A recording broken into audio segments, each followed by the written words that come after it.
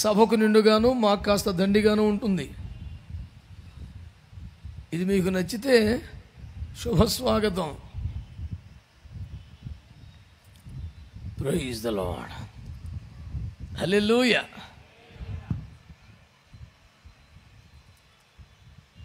Even you can come forward, please come. For the man of God being used in many places. That's great. All right.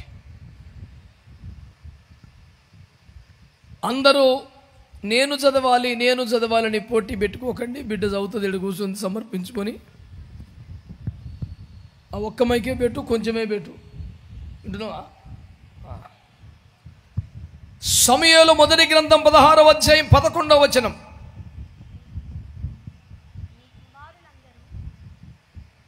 నీ కుమారులందరూ ఇక్కడ నున్నారా అని యెషయిని అడుగగా అతడు ఇంకనూ కడసారి వాడున్నాడు, అయితే వాడు గొర్రెలను కాయిచున్నాడని చెప్పెను. అందుకు సమూయేలు, నీవు వాని పిలువనంపించుము, అతడిక్కడికి వచ్చు వరకు మనము కూర్చుందుమని యెషయితో చెప్పగా, దేవునికి మహిమ కలుగునట్లుగా మనం ఆశీర్వదింపబడినట్లుగా దేవుడే మనతో మాట్లాడునుగాక. స్వరమెత్తి చేతులతో ఒక మంచి స్తోత్రం చెబుదామా? ఇంకొంచెం గట్టిగా హల్లెలూయా.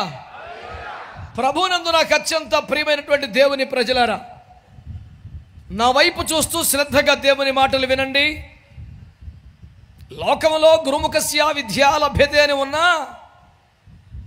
బైబిల్లో ప్రకటన 1:12లో నాతో మాట్లాడుచున్న వాని వైపు తిరిగి తిని అప్పుడు నాకు ఈ మహిమ కలిగిన ప్రత్యక్షతలు దొరికాయని పెద్ద ఆయన సాక్ష్యం ఇచ్చారు గనుక చూస్తూ వినడం వికాసం కలిగిస్తోంది.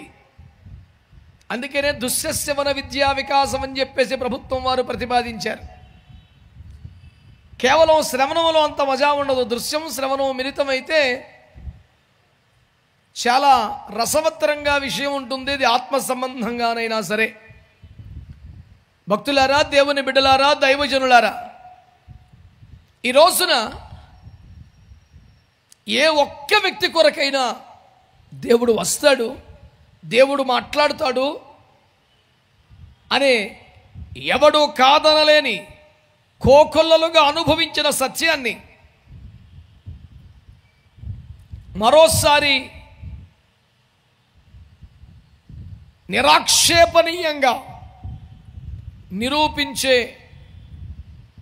ఓ ప్రధానోద్దేశముతో బోధించబడుతున్న ఉపదేశం ఇది. ప్రియులారా, సౌలు స్వచిత్తములో పడిపోయి దేవునికి వేదనను కలుగజేసి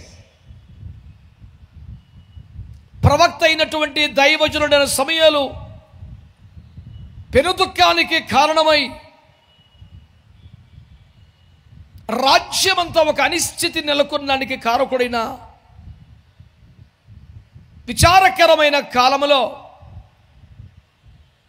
ప్రార్థనలో రోదనలో కాలము గడుపుతున్న దైవజనుడైన సమూయేలును దేవుడు పిలిచి, నాన్న, ఆ పతనమైపోయినటువంటి తొలగిపోయినటువంటి స్వచిత్తములో పడిపోయినటువంటి సౌలు కొరకు ఇంకెంతకాలం ఏడుస్తావు?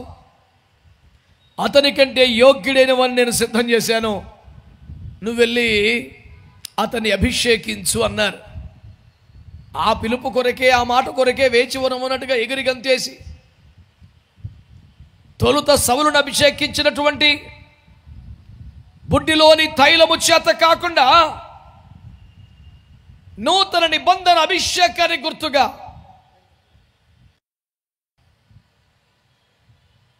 కొమ్ములోని తైలముతో శామ్యూయల్ ద ప్రాఫెట్ యెషయి ఇంటికి వచ్చాడు.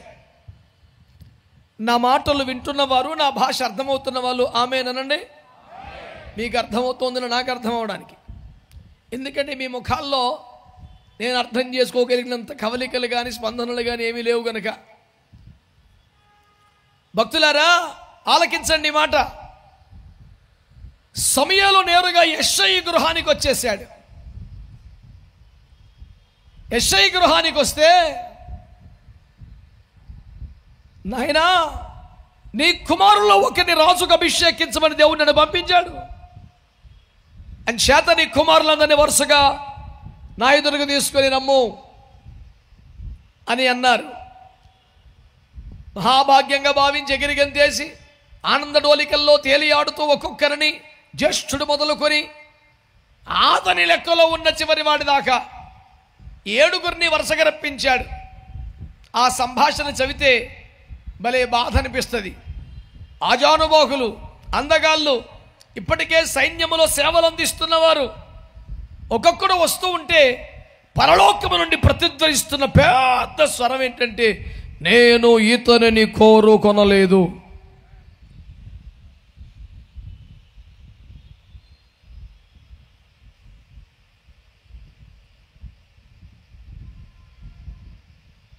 ఆ ఇంటిలో దాదాపు 7 సార్లు మోగిన సౌండ్ ఇది. యెషయా ఇంట్లో 7 సార్లు వినబడ స్వరం, నేను ఇతనిని కోరుకొనలేదు. ఇక దాదాపుగా నిస్సత్తుగా అయిపోయి, అయ్యో ఎంతో ఆశపడ్డామే, రాంగ్ అడ్రస్కి వచ్చాడా దైవజనుడు. నా కుమారుల్లోనే ఒకరిని అభిషేకిస్తానన్నాడు, తీరా వచ్చిన తర్వాత 7 రప్పించాకలేదన్నాడు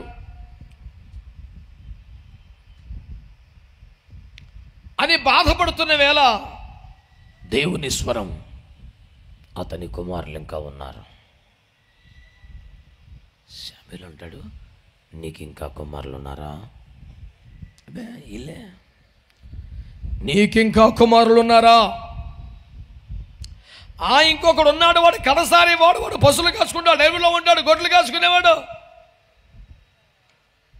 మరి కుమారులందరినీ పిలవనప్పుడు వాడు కూడా పిలవాలి కదా.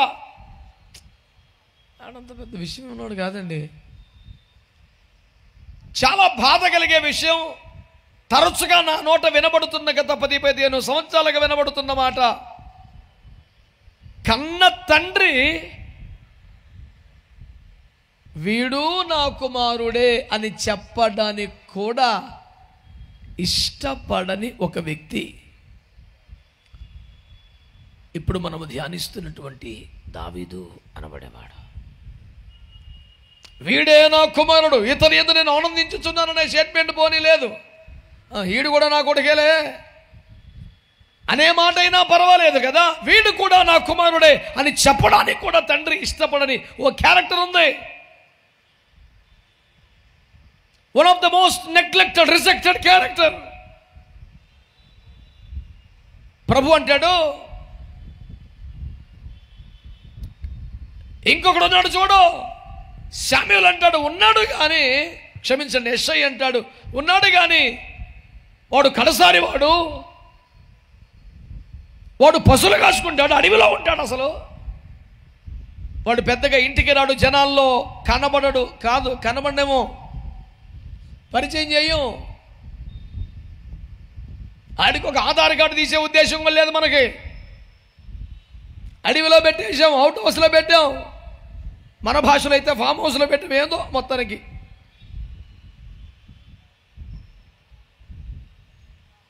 మనము చదువుకున్న వచనములో ప్రాణాత్మ దేహములను ఉప్పొంగ చేయించిన ఒక మాట ఏంటంటే, మంచిది అతడిక్కడికి వచ్చు వరకు మనము కూర్చుందుము. చప్పట్లు కొట్టండి ఒకసారి. ఏం దైవజనుడు, ఏం దేవుడు, ఏం వ్యవహారం సార్. ఆడా వీడు నా కొడుకే అనడానికి కూడా లెక్కలేదు వాళ్ళ నాన్నకి. ఏడిచాడు ఆడేందుకు?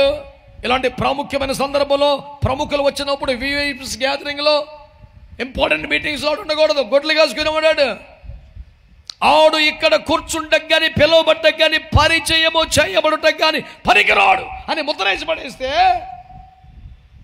దేవుడు సమయాల ద్వారా మాట్లాడుతున్న కోట్ల రూపాయలకు మించిన మాట, అతడిక్కడికి వచ్చు వరకు మనము కూర్చుందము. మరొక భాషలో మనము వేచి ఉందము, మనము వేచి ఉందము. ఈరోజు నా గుండె నిండా సంతోషం, చెప్పశక్యమైన ఆనందం, మాటలు తడబడే అంతటువంటి ఆనంద బాష్పాల ప్రవాహం. కారణం ఏంటి తెలుసా? పరిపూర్ణంగా నెగ్లెక్ట్ చేయబడిన, రిజెక్ట్ చేయబడిన ఒక బాలుడి కోసం కన్న తండ్రి చేతనే వీడిని కూడా నా కుమారుడే అనిపించుకోవడానికి అర్హత లేనట్టుగా ఎంచబడిన ఒక అభాగ్యుడి కోసం మొత్తం పరలోకం వెయిట్ చేస్తుంది, అభిషేకం వెయిట్ చేస్తుంది, దైవజనుడు వెయిట్ చేస్తున్నాడు. పెద్ద పెద్దోళ్ళందరూ పక్కన నిలబడి ఉండాల్సి వస్తుంది. ఈ రాత్రి నా పరిచర్యకు ఎక్కడికి పంపబట్టడానికి ఇన్ని ప్రతికూలతల మధ్య ఈ మాట ప్రకటించడానికి బహుశా కారణం అలాంటి వ్యక్తి ఎవడో ఒకడు ఖచ్చితంగా ఇక్కడ ఉండాలి.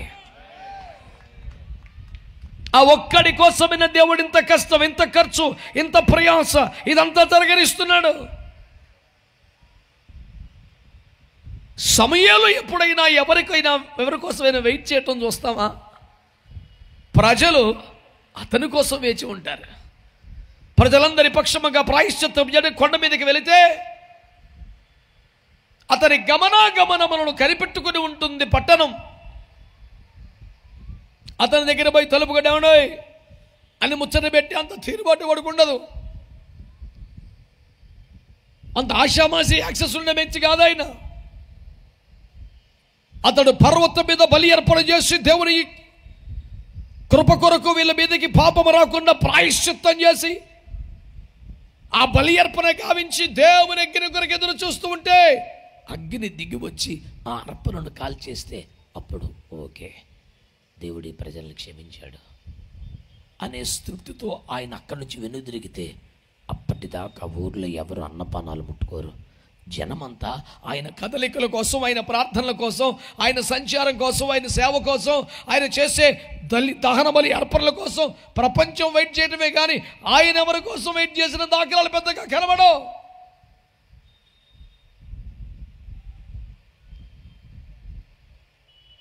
కానీ ఆశ్చర్యకరంగా దేవుడు అంటున్నాడు, అతడిక్కడికి వచ్చు వరకు మనం ఇక్కడ కూర్చుందాం, మనం ఇక్కడ వేచి ఉందాం. ఈరోజు ఈ మాటను బట్టి సంతోషపడుతూనే నా లోపల ఒక బాధ చెప్పనా? ఇక్కడ ఉండవలసిన వారు, అభిషక్తుల సముఖమునకు రావలసిన వారు, నూతన కొమ్ములోని తైలాభిషేకము కిందికి రావలసిన వారు, దేవుని ఏర్పాటులోనికి అభిషక్త స్థానానికి ఎగబాకవలసిన వారు ఎక్కడో ఇంకా గొడ్ల చావడిలో ఉన్నారు, పశువుల మందలో ఉన్నారు, గొర్రెల మధ్యలో ఉన్నారు, అరణ్యములో ఉన్నారు. వారి కొరకు పరలోకం, దేవుని కృపాసనం, దేవుని బలమైన అభిషేకం ఎదురు చూస్తూ ఉందని ఈ రాత్రి మీకు ప్రకటిస్తూ ఉన్నాను. ఒకవేళ ఈ మాటలు వింటూ ఉండగా అనుచూకోలేనంత దుఃఖం నీలో పొగిలి వస్తూ ఉందా?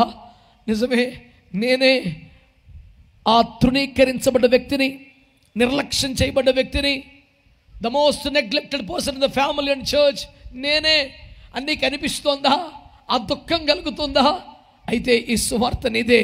నీ కొరకే పరలోకం ఎదురు చూస్తుంది, నీ కొరకే అభిషేకం ఎదురు చూస్తుంది, నీ కొరకే దైవజనుడు ఎదురు చూస్తున్నాడు. నీ ఉన్న చోటుని ఖాళీ చేసి దైవజనుని సముఖానికి, అభిషక్త సన్నిధికి, ఎదురు చూస్తున్న కృపాసనం దగ్గరికి నువ్వు బయలుదేరి రావలసి ఉన్నదని నేను దేవుని పేరట నీకు పిలుపునిస్తూ ఉన్నాను.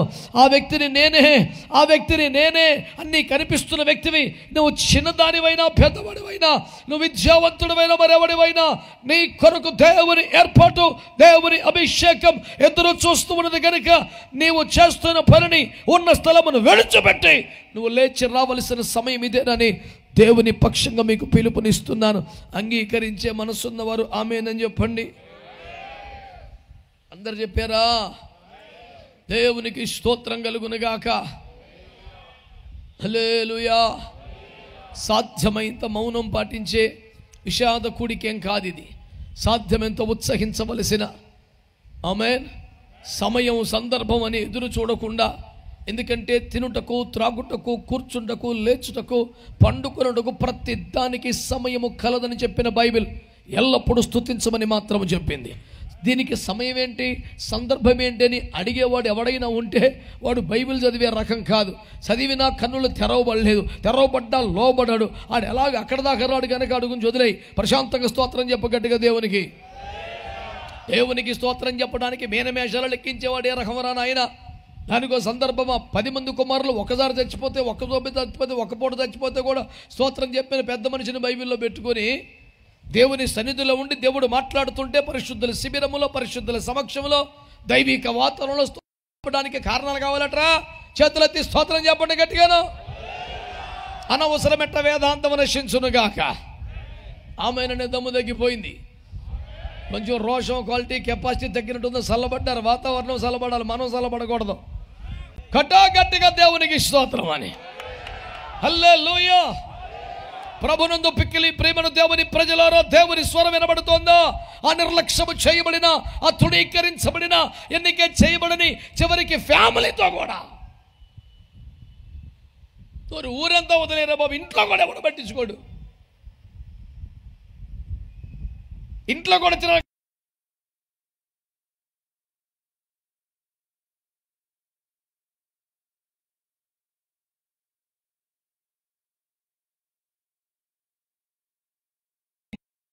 పనికి మళ్ళీ పనులు చేస్తే నష్టం తెచ్చేవాడైతే,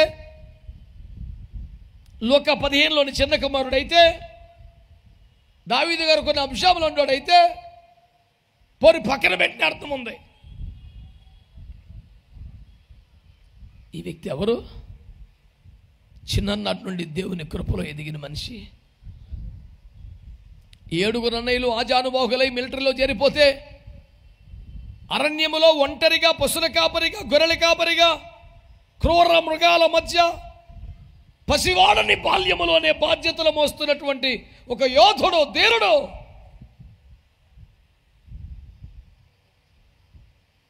మిలిటరీలో ఉన్న వాళ్ళేమో తక్కువ చేసేసి గుడ్లు కాసుకుని నూనె ఇచ్చించేయడం ఏ రకం కరెక్టు అనే అభిప్రాయం ఎవరికైనా కలగొచ్చు.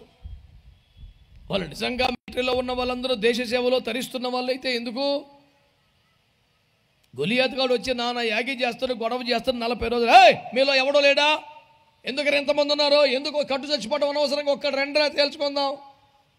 ఆంగ్ల భాషలో అయితే గివ్ మీ ఎ మ్యాన్ అని ఉంటుంది. మీలో ఒక్కడు లేడా అనే భాషకి దాన్ని కాస్త నాటుగా, కాస్త ఘాటుగా తర్జుమా చేయాల్సి వస్తే మీలో ఒక్క మొగోడు ఉంటే రెండరా ఎందుకని ఇంతమంది చచ్చిపోతున్నారు అని రెచ్చగొడుతున్నాడు. ఆడి కాన్సెప్టే మర్యాద, సంబోధన, సంస్కారం కాదు కదా. ఆడి ఉద్దేశమే రెచ్చగొట్టడం. ఆడి భాషే దుర్మార్గం, ఆడి రకమే తేడా.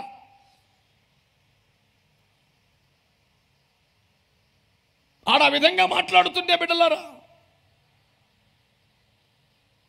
40 రోజులుగా వాడిని చూస్తూ వాడి జబ్బలు ధరుస్తుంటే సవాలు, మీలో ఒక్క మగోడు ఉంటే రండ్రా అంటుంటే ఏ చీకు చింత లేకుండా, ఇబ్బంది లేకుండా మిలిటరీ భోజనం తింటా కూర్చున్నాడు ఒక్కొక్కడు. వాళ్ళని ఏం కనపరచమంటావు నన్ను?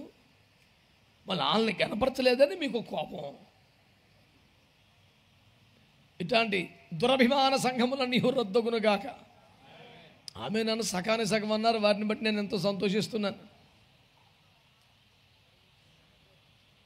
40 రోజులుగా నోటుకొచ్చాడు చెలరేకపోతే అడ్డుకోలేక వాగుతుంటే కూర్చొని తింటున్నారు. మరి ఈ బ్యాచ్కి సపోర్ట్ తక్కువేం లేదు. ఏది నిష్క్రియ పర్వతం ₹1 పనిచేయని బ్యాచ్కి జున్నగడ్డలు, చికెన్లు, మటన్లు అన్నీ పెట్టి దావి చేతికిచ్చి, గుడ్లు కాసుకునేవాడా అన్నయ్యల మిలిటరీలో నేను పట్టుకెళ్ళివ్వా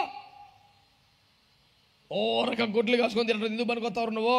కనీసం దేశ సేవకు పని చేయు. వాళ్ళకన్నా అన్నం పెట్టేలో పట్టుకెళ్ళో, క్యారేజ్ ఇవ్వ అని పంపితే ఈ బాబు క్యారేజీలు తీసుకెళ్తే అవన్నీ తీసుకొని బాగా తిని మళ్ళీ ఆనే కొడతాడు దుర్మార్గుడు. ఆ బాబు తెచ్చిన క్యారేజ్ తిని మళ్ళీ ఆనే కొడతాడు. వాళ్ళ నేను కనపరచలేదని ఒక వర్గం బాధపడుతోంది. నేను దేవుణ్ణి, దేవుడి మెచ్చులోని తప్ప ఎవరు పడితే దాన్ని కనపరచను నాయన. ఇది నా సమర్పణ. ఎవరైనా బాధపడితే ప్రభు వారిని కనికరించునుగాక. వాళ్ళ కనికరం కోసం నామేం చెప్పలేదంటే వాళ్ళు ఎంత తృణీకరించబడ్డ వర్గమో ప్రభు అందరినీ కాపాడుగాక. ఏం పర్లేదు, స్తోత్రం చెప్పండి. హల్లెలూయా, హల్లెలూయా. పంపిడిసి కూటమైపోయిన దాకా తిరుగుతూనే ఉంటాడు. ఈ సమర్పణ ఓ దగ్గర కుదిరి కూర్చో, ఇక చాలే తిరిగిన కాడికి.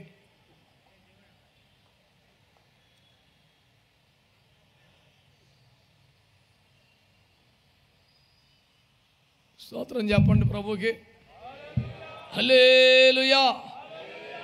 దేవుని బిడ్డలారా, దేవుని వాక్యమని రాత్రి గమనించాలి మీరు. దేవుని వాక్యం ఏమంటుంది?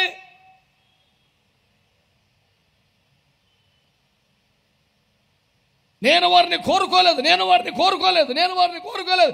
7 సార్లు పలికింది అద్భుతమైన స్వరం. అకస్మాత్తుగా మన ఫ్యామిలీకి అదృష్టం పట్టిందేమో, కృప చేసిందేమో, ఎన్నిక లేని మనమే ఏలికలుగా మారిపోతున్నామేమోనని కృతజ్ఞత కూడికి అన్ని ఆర్భాటాలు చేసుకుంటే 7 రిజెక్టెడ్ అనేపాటికి నిరుత్సాహం ఆవరించిన వేళ ఇంకొకడు ఉన్నాడు, వాడి కోసం వెయిట్ చేస్తున్నాం అన్నాడు. వాడు గొడ్లు కాసుకునేవాడు, వాడికంత విషయం లేదు. వాడి కోసం మనం వేచి చూడక్కర్లేదంటే పరలోకం మాట్లాడుతుంది. అతడిక్కడికి వచ్చు వరకు మనము వేచి ఉందాం, ఇక్కడ నిలిచి ఉందాం, ఇక్కడ కూర్చుందాం. ఈ రోజున నేను మాట్లాడుతున్న మాటను వినండి బిడ్డలారా. నీ కొరకే అభిషక్తులు వేచి ఉండగా, నీ కొరకే ఒక కొమ్ములోని తైలం ఎదురు చూస్తూ ఉండగా, నీవింకా అరణ్యంలోనే ఉంటావా? నీవింకా పశువుల మధ్యలో ఉంటావా? నీవింకా గొర్రెల మధ్యలో ఉంటావా? I M the rejected one, the most neglected one ఏడుస్తూ కూర్చుంటావా? నీకు పిలుపు వినబడుతోంది. ఇదిగో దైవజనుడు మీ ఇంట ఉన్నాడు, ప్రవక్త మీ ఇంట ఉన్నాడు, కొమ్ములోని తైలం ఎదురు చూస్తూ ఉంది. నువ్వు చేస్తున్న పని వదిలి వెంటనే బయలుదేరరా అన్న పిలుపు దావీదుకు వినబడి 1 అడుగులో పరిగెత్తుకుని వచ్చేసాడే. అలాగే నువ్వేం పని చేస్తున్నావో, ఏ స్థితిలో ఉన్నావో, ఈ రాత్రి పరుగున దేవుని సార్వభౌమాధికారానికి, దేవుని పిలుపుకి, దేవుని పనికి పూర్ణముగా అప్పగించుకోమని నేను దేవుని పేరట నీకు పిలుపునిస్తూ ఉన్నాను. గట్టిగా స్తోత్రం చెప్పండి. హల్లెలూయా, హల్లెలూయా. దావీదు వచ్చాడు దేవుని బిడ్డలారా. ఇప్పుడే మీరు ఊహించండి, దావీదు మంచి సూటు బూట్ వేసుకుని వచ్చి ఉంటాడా? అద్భుతమైనటువంటి విచిత్రమైన అంగి యోసేపుకు ధరించినట్టుగా ధరింపజేసి తీసుకొచ్చుంటారా? ఎంత చెడిపోయినా మెఫీబోషెతుకు వచ్చాక గడ్డం గీసి స్నానం చేయించి కొత్త బట్టలు వేసి రాజు సముఖంలో కూర్చుండబెట్టినట్లుగా కనీసం మెఫీబోషెతుకి ఇచ్చిన ఛాన్స్ అయినా ఈ బాబుకి వచ్చి ఉంటుందా? ఏమీ లేదు. ఉన్న పాటున్నవచ్చు. అది కోటం. అడవిలోంచి వచ్చాడు, గొర్రెలు కాస్తా వచ్చాడు, పశువుల మధ్యలోంచి వచ్చాడు. నాన్న ఎప్పుడు ఇంటికి పిలవడే, అసలు నువ్వు రానివ్వడే, కనబడితే కొడతాడే. ఇప్పుడు పిలిపించడం ఏమిటి? స్వయంగా నాన్న బయట నిలబడి నా కోసం వెయిట్ చేయడం ఏమిటి? నా పుసమే చెయ్యేసి వీడే నా కొడుకు, వీడే కడసారి వాడు, ఒకవేళ వీడేమో చూడండి బాబు అని నన్ను తోడికెళ్తావేంటి? ఇది విచిత్రంగా ఉంది. అమ్మా నాన్న రమ్మన్నారంట, మనల్ని రానివ్వరుగా, అడవిలోనే ఉంచుతారుగా, సమాజానికి పరిచయం చేయరుగా. ఇదేమిటమ్మా కొత్తగా ఉంది. కొడుగా, సంవత్సరాల ప్రార్థన నాన్న, వెళ్ళు. పిచ్చి కొడుక, నాన్న పిలిచాడు అనుకుంటున్నావురా? ఇది మీ నాన్న పిలుపు కాదురా, పరమ తండ్రి పిలుపురా. మీ నాన్న ఏనాడు పట్టించుకున్నాడు రా? మీ నాన్న ఏనాడు చూశాడు రా నిన్ను? మీ నాన్న ఎక్కడ పట్టించుకొని నిన్ను ఒక దశకి తీసుకొచ్చాడు రా? ఇది రహస్యమందు చూచు తండ్రి యొక్క ప్రేమ పిలుపు. ఇది పరలోకపు ఏర్పాటు. ఇది అభిషక్తుల ఎదురు చూపు. నువ్వు వెళ్ళు నాన్నా అని ఆ తల్లి పంపించింది. ఉన్న పాటుగా పరుగున పశుల మధ్యలోంచి వచ్చేసాడు. వచ్చేపాటికి అవతారం ధవల వస్త్రాలు కాదే, ఖరీదైన వస్త్రాలు కాదే, అలంకరించబడ్డవాడు కాదే. ప్రేమ కోసం ఎదురు చూస్తున్న కన్నులు, ఆదరణ కోసం వేచి ఉన్న జీవితం, నిత్యము తృణీకరించబడి తన మాటలు ఎప్పుడు ఆకాశంతోనో, భూమితోనో, చెట్లతోనో, గొర్రెలతోనో ఉంటాయి. ఆ బాబుతో మాట్లాడేవారు ఎవరు కనుక? అయితే దేవుడికి చెప్పుకోవాలి, లేకపోతే ప్రాణానికి చెప్పుకోవాలి, లేకపోతే గొర్రె పిల్లలకి చెప్పుకోవాలి. ఆయనతో మాట్లాడేవారు ఎవరు? పట్టించుకునేవారు ఎవరో? అలాంటి మాసిన బట్టలతో, చెమట పట్టిన దేహముతో, తైల సంస్కారం లేని కేశములతో, అలసినటువంటి చెమట పట్టిన స్థితిలో, బెదురు చూపులతో అతడు ఆ గృహప్రవేశం చేశాడు. అతడు రాగానే పరలోకుడు ఒక పెద్ద స్వరం వినబడుతుంది. స్తోత్రం చెప్పండి. ఏంటా స్వరం? ఉరుము వంటి స్వరం. స్తోత్రం చెప్పండి. గర్జన లాంటి స్వరం. స్తోత్రం చెప్పండి. ఎవరు గట్టిగా ఊపిరి విడిస్తే పర్వతాలు మైన వల్లే కరిగిపోతాయో ఆ దేవుని స్వరం. ఆయన అంటున్నాడు, ఆ బాలుడు లోపలికి వస్తే నేను కోరుకున్నవాడు ఇతడే. కొడితే మంచి కొట్టు, సప్పిడి దెబ్బలు ఎందుకు? Come on God's people, make a joyful noise unto the lord. దేవునికి స్తోత్రం కలుగునే గాక. యెహోవాను బట్టి ఉత్సాహ ధ్వని చేయండి, ఆనంద గానము చేయండి. దేవునికి స్తోత్రం కలుగునే గాక. ఏమంటుంది దేవుని వాక్యం? నేను కోరుకున్నవాడు ఇతడే, నేను కోరుకున్నవాడు ఇతనే. విచిత్రం ఏంటి తెలిసిన? వాళ్ళందరితో పాటు శామ్యూల్ కూడా ఆశ్చర్యపోతున్నాడు. ఇంత ఎత్తైన మనిషి, ఇంత అందగాడు, ఆల్రెడీ దేశ సేవలో తరిస్తున్నవాడు, ఆయుధములు వాడకం తెలిసినవాడు, యుద్ధములు చేసేవాడు, దేశం పట్ల ఒక అవగాహన, మినిమం జనరల్ నాలెడ్జ్ ఉన్నవాడు. ఇలాంటి వాళ్ళందరినీ కాదని ఇవి ఏమీ లేనివాడిని సెలెక్ట్ చేసుకున్నాడంటే దేవుడు. దేవుని కార్యాలు మనకు అర్థం కావు, విచిత్రం. సరే, నువ్వు సెలెక్ట్ చేశాక నేను చేసేది ఏముంది? తైలం మోసేయడం, మేము ప్రార్థన చేసేయడం, వెళ్ళిపోవడం ఏం లేదుయా అనుకుంటుంటే పరలోకం మాట్లాడుతుంది శామ్యూల్. ఎందుకంటే శామ్యూల్ ద ప్రాఫెట్ కూడా ఆరంభంలోనే క్లాస్ అయిపోయింది ఒక రేంజ్లో. మామూలుగా క్లాస్ బేకల దైగారికి దేవుడు అంత పెద్ద దైవజనుడు పట్టుకొని, మనుషులు పై రూపమును చూస్తారు, నేను అంతరంగాన్ని హృదయాన్ని చూస్తాను. ఈ డైలాగ్ ఎవరు కొట్టాడు? యేసు ప్రభు సమయాలకి. పై రూపాన్ని చూస్తున్నావు నువ్వు. మనుష్యుడు పై రూపాన్ని చూస్తాడంటే పై రూపాన్ని చూస్తున్న మనుషుడు ఎవరప్పుడు? శామ్యూలా. దీర్ఘదర్శని పేరు ఆయనకి. రాబో దినములలో జరుగుతున్న సంగతులను ఆత్మలో చూడగలిగిన వాడు, దేవుని కార్యములను, దేవుని గమనములను చూడగలిగిన వాడు. పసివాడని బాల్యమందే మందసానికి బలిపీఠానికి మధ్యలో కోడి నిద్ర తీస్తూ దేవుని స్వరానికి తొలి పిలుపుగా లేచినటువంటి అద్భుతమైన పరిచారకుడు. యెహోవాను ఇంకను ఎరుగక ముందే యెహోవాకు పరిచర్య చేసినటువంటి ఘనపాటి. అనతి కాలములోనే యవ్వన ప్రాయం ఇంకా తీరకముందే దాను మొదలుకొని బెయర్షెబా దాకా సమయంలో ప్రవక్త ఆయనని ప్రసిద్ధి అయిపోయినటువంటి సాక్ష్యమతని సొంతం. ఇంత పెద్ద ఆయన్ని పట్టుకొని దేవుడు అంటాడు, రాజులను అభిషేకిస్తున్నవన్నీ పట్టుకొని అంటాడు, ఏమంటాడు? తన జీవిత కాలం అంతట్లో ప్రజల చేత ఒక్క కంప్లైంట్ కూడా చేయించుకునే ఛాన్స్ లేని అద్భుత న్యాయాధిపతిని పట్టుకొని దేవుడు అంటాడు, పై రూపాన్ని చూస్తున్నావేంటి? నీకులాగా నేను పై రూపాన్ని చూడడం అంతరంగాన్ని చూస్తాను. వామో, సారీ ప్రభువా, ఈ కుటుంబం అన్నారు కనుక, ఈ కుమారులు అన్నారు కనుక ఎవరిని చూసిన కింగ్ లాగే ఉన్నాడు, ఈడు కరెక్ట్ అనిపిస్తున్నాడు. ఐఎమ్ సారీ లార్డ్ అంటే వీళ్ళందరూ అయిపోయాక చెమట పట్టినోడు వచ్చాడు, జుట్టు రేగిపోయినోడు వచ్చాడు, సరైన వస్త్రం లేనోడు వచ్చాడు. వాడి కళ్ళల్లో ఒక టీవీ రాజేశం, ఏమీ లేవు, భయం, బెదురు. డాడీ ఎందుకు రమ్మన్నాడో, అనియలు కొడతారేమో, ఆయన ఊరు ప్రవక్త వచ్చాడంట, ఇప్పుడు ఏం జరుగుద్దో, ఉతుకు తినగొట్టేస్తుంటారు, ఇప్పుడు ఇంకా కొడతారేమో ఆయన అని టెన్షన్ పడి గుమ్మాల నుంచి ఉంటే ఆ బిదురు చూపుల పిల్లోడు చూసి అంటాడు దేవుడు, అతడు చక్కని నేత్రములు కలిగిన వాడు. పొద్దుగోకులు ఏసులో బడి బతికిలో వదిలేసి ఆ అడవిలో చెట్ల కింద గొర్రెలిగాడు ఉన్నవాడిని చూసి అతడు ఎర్రని వాడు. ఆహాహా, ఈ డైలాగులన్నీ కొడుతున్న దేవుడు ఇంతకుముందు కొట్టిన డైలాగ్ ఏంటి తెలుసా? నేను పై రూపాన్ని చూడను, యేసు రక్తమే. అంటే ఈ డైలాగులన్నీ పై రూపాన్ని కాదనమాట. భవిష్యత్తులో చెమటకి తలిసి జిడ్డుగా ఉండొచ్చు, మురిగ్గా ఉండొచ్చు, ఎండకు కాలి పరమగీత కన్యక సాక్ష్యంలాగా నల్లబడి ఉండొచ్చు, ఇదేమీ పట్టించుకోలా. అతని ఆత్మ సౌందర్యాన్ని చూస్తున్నాడు, దేవునికి స్తోత్రం కలుగును గాక.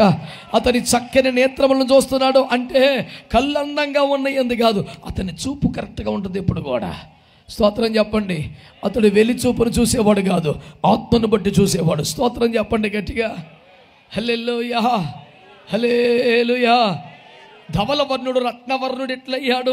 గాయపడే కదా నాయన.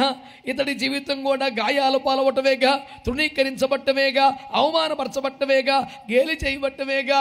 శరీరానికి తగిన గాయాల కంటే మనసుకు తగిన గాయాలే ఎక్కువ కదా నాయన. మీరు గమనించండి, ఒంటికి తగిలిన దెబ్బలు త్వరగా మానుతాయి, కానీ మనసు పగిలితే ఏడతుకుద్ది నాయన. 60 సంవత్సరాల వయసున్న పాస్టర్ గారు ఒక ఆయన నాకు ఫోన్ చేసి తన కష్టమంతా చెప్పుకొని చివరిలో ఒక మాట అన్నారు, మాస్టర్ గారు హార్ట్లో బ్లాక్స్ ఏమైనా ఉన్నాయేమో టెస్టులు చేసేవి ఉన్నాయి, కానీ నా గుండెకు తగిలిన గాయాన్ని స్కాన్ చేసే వాళ్ళు ఉంటే బాగుండు సార్ అని చిన్నపిల్లల్లాగా ఏడుస్తున్నాడు. ఆయన్ని ఓదార్చవలసిన నేను ఆ ఏడుపుకు నేను ఏడవడం మొదలుపెట్టి అంత దుఃఖపడ్డాడు ఆయన. నిజమే కదా, మనసు గాయమైతే, గుండెకు గాయమైతే దాన్ని ఎవడికి కనబడింది? రక్తము స్రవిస్తున్నటువంటి ఆ గుండెను చూసిన దేవుడు మాట్లాడుతున్నాడు, నాన్న వాడు చాలా మంచోడురా. స్తోత్రం చెప్పండి. దావీదు రా, మోకరించు. ఇక్కడ నుంచి ఒళ్ళు దగ్గర మతుకు గొర్రెలు శుభ్రంగా ఇప్పించేసాలి ఈ బాకు అంటాడేమో అని భయం, టెన్షన్గా మోకరిస్తే అతడు మోకరించగానే ఇది బుడ్డిలోని తైలము కాదు, వధింపబడ్డ గొర్రె పిల్ల కొమ్ములో నుంచి వస్తున్న తైలం, పునరుత్థాన బలము, రెండింతల అభిషేకం, కడవని ఉజ్జీవానికి కారకమైన ఒక తైలములోని కొమ్ములోని తైలము తీసుకొచ్చి డేవిడ్ మీద పోస్తున్నాడు. ఏమీ అర్థం కావట్లేదు. అలాగే మోకరించున్నాడు. అతని మీద చేతులుంచి, యెహోవా నిన్ను ఇశ్రాయేలుల మీద అధిపతిగా నియమిస్తున్నాడు. కొడితే మంచి కొట్టొచ్చుగా. ఎక్కడి నుంచి ఎక్కడికి మారిపోయింది నాయన జీవితం. ఇది అసలు నిజమా? నమ్మలేని పరిస్థితి కదా. ఈ రోజున దేవుడు నీతో మాట్లాడుతున్న ఉపదేశాన్ని విను.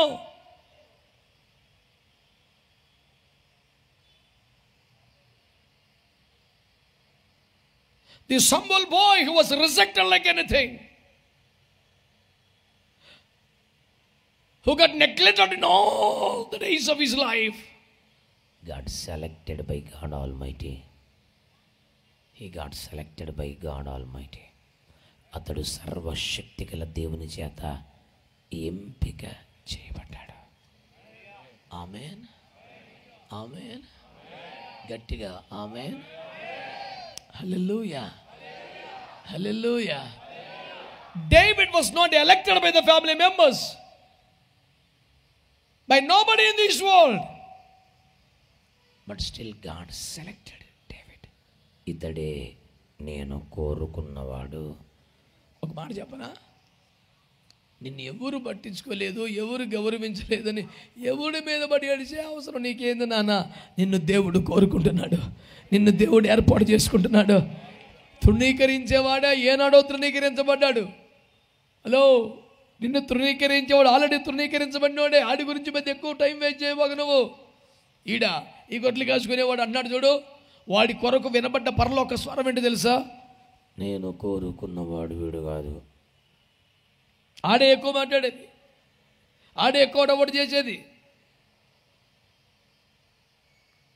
నువ్వు ఎవరి మాటలు విని బాధపడుతున్నావు? దేవుని మాటవి. దేవుడే వద్దంటే నువ్వు బాధపడాలా? దైవజనుడైనటువంటి శామ్యూయల్ వద్దంటే నువ్వు బాధపడాలా? నిన్ను వద్దన్నవాడెవడో మహా ఉంటే నీకన్నా కొంచెం పెద్దోడు, నీకన్నా ముందు మిలిటరీలోకి వెళ్ళిపోయినోడు, ఒడ్డు పొడుగు అందం ఉన్నవాడేమో.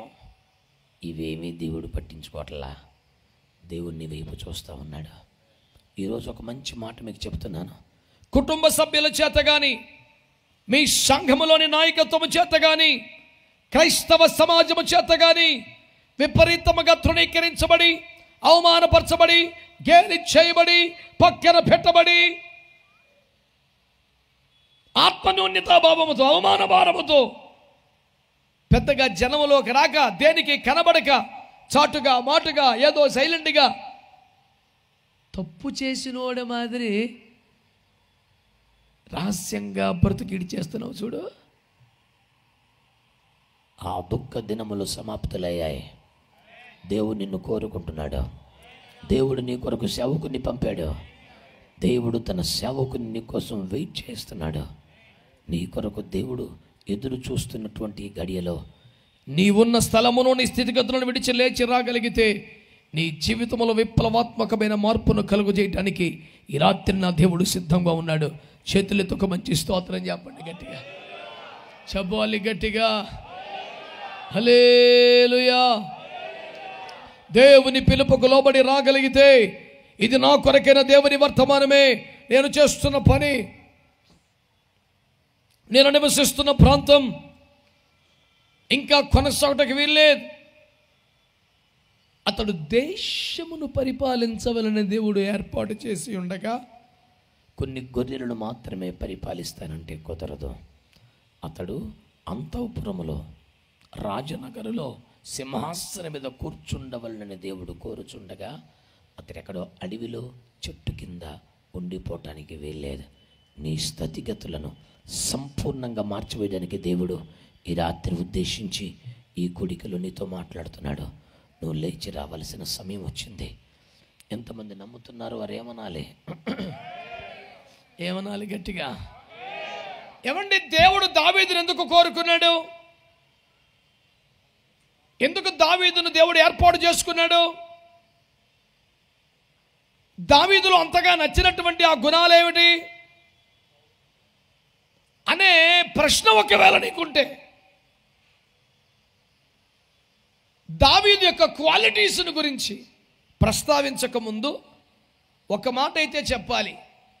పెద్దగా విశేషం ఏమీ లేకపోయినా, అసలు విశేషం ఉందా లేదా చూడకుండానే అన్యాయంగా, దారుణంగా, క్రూరంగా నువ్వు తృణీకరించబడుతూ, నెట్టివేయబడుతూ, అవమానపరచబడుతూ ఉంటే అదే అర్హతగా భావించి నిన్ను సెలెక్ట్ చేసే ఒక విచిత్రమైన ప్రేమ గల దేవుడు ఉన్నాడు.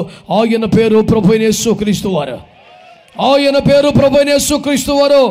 నీ దగ్గర యోగ్యత లేకపోయినా, ప్రత్యేకత లేకపోయినా, ఎంపిక చేయబడిన పనికి చాలినంత క్వాలిటీ, కెపాసిటీ నీ దగ్గర లేకపోయినా, నువ్వు అన్యాయంగా తృణీకరించబడుతూ, దారుణంగా అవమానపరచబడుతూ, నిర్దాక్షిణ్యంగా ఒక మూలకు నెట్టి వేయబడుతున్న కారణంగానే నిన్ను ఎంపిక చేసి నిన్ను జనములకు తండ్రిగా, దీవెనగా మార్చడానికి ఆయన ఇష్టపడుతున్న దేవుడు.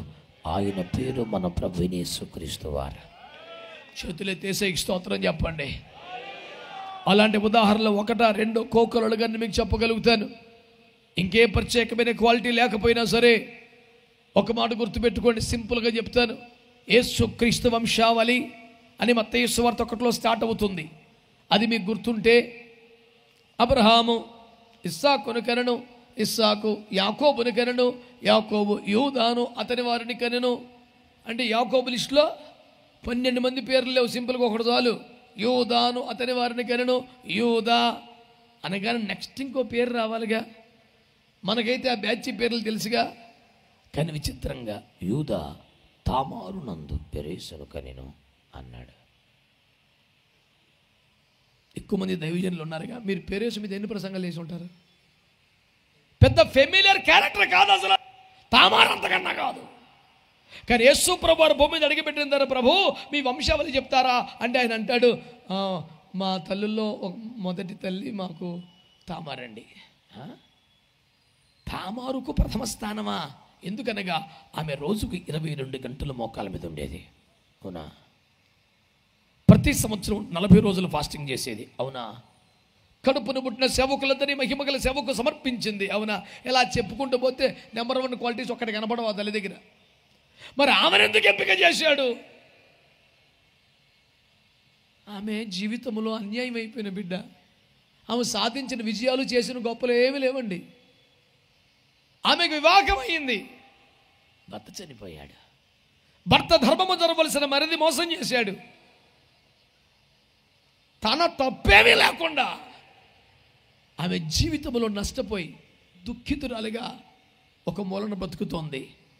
దేవుడు ఆమెను జ్ఞాపకం చేసుకొని, పాపం ఆమెడేం పాపం చేసిందిరా, అన్యాయంగా లైఫ్ అట్ అయిపోయింది, ఆమెకు ఏదైనా దారి చూపిద్దామని ఆమె కడుపును పుట్టిన కొడుకు ద్వారా ఇజ్రాయేల్ వంశాన్ని ఆ గీత మీదకి లాక్కొచ్చి అందులో నుంచి యేసుక్రీస్తు భూమి మీదకి వచ్చి ఏర్పాటు చేసి పెట్టాడు.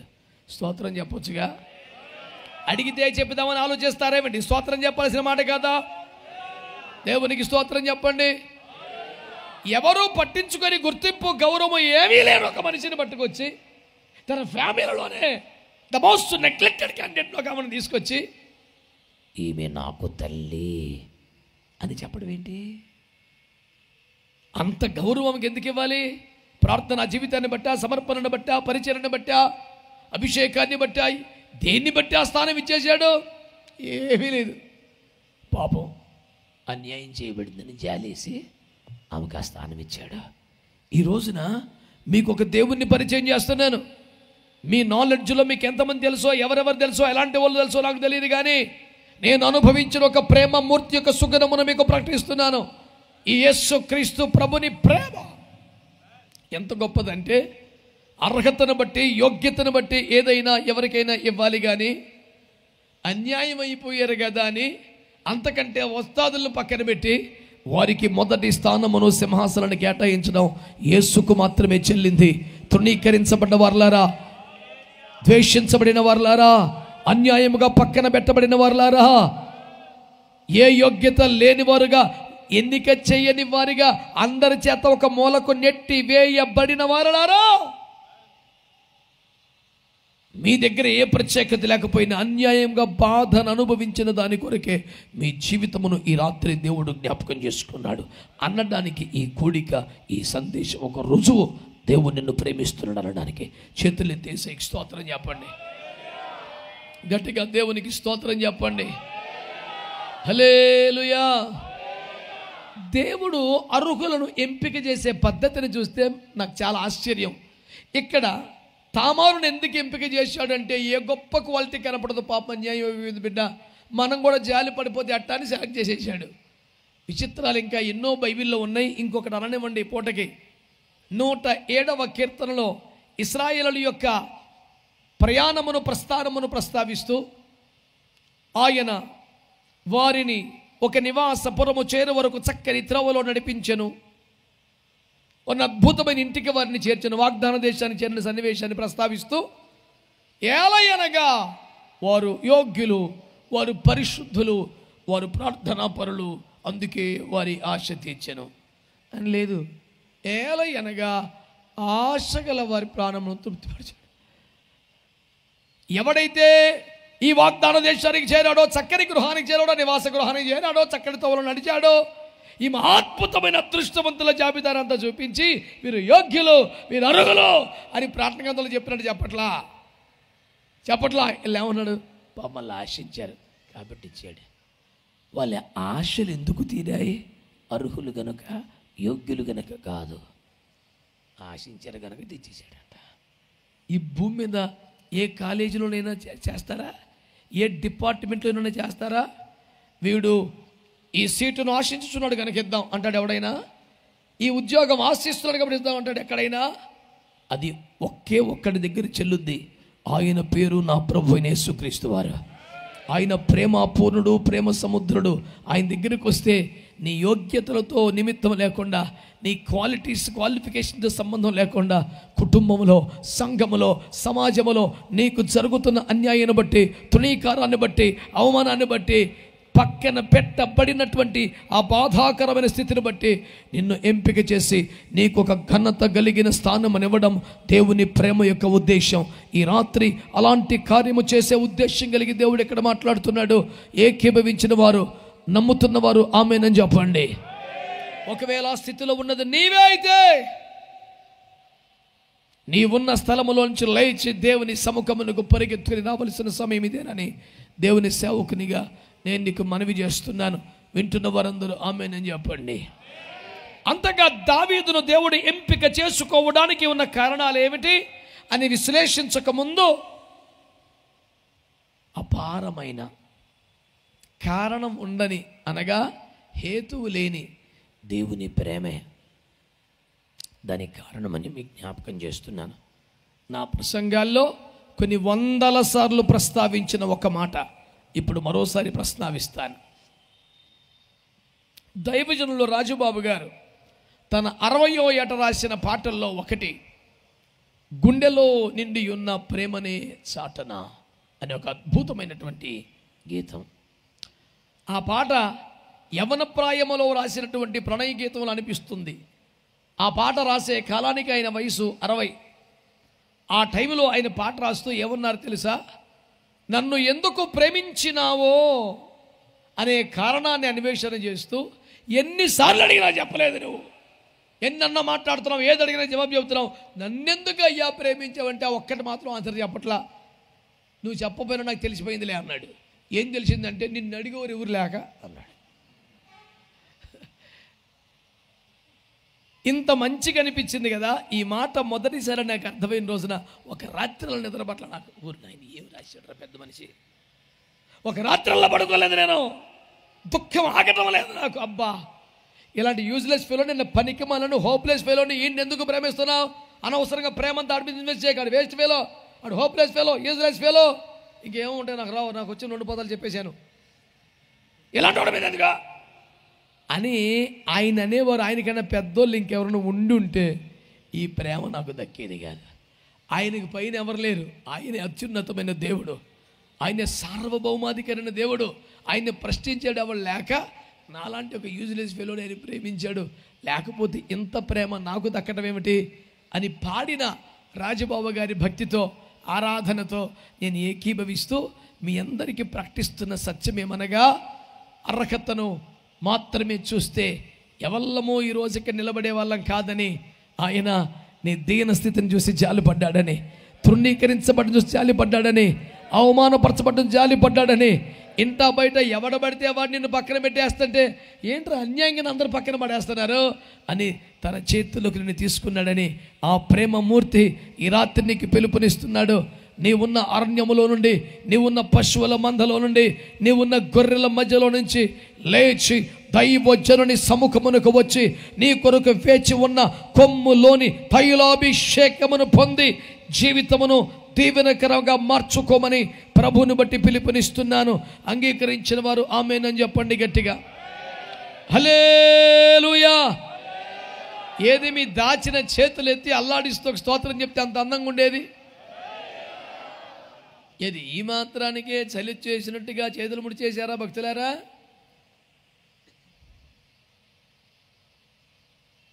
నిజంగా చలే మీ కారణమైతే స్తోత్రాలు చెప్తేనే పోద్ది. పాడగా పాడగా రాగం, మూలగ్గా మూలగ్గా రోగం అని. దేవునికి స్తోత్రం చెప్పండి. హల్లెలూయా.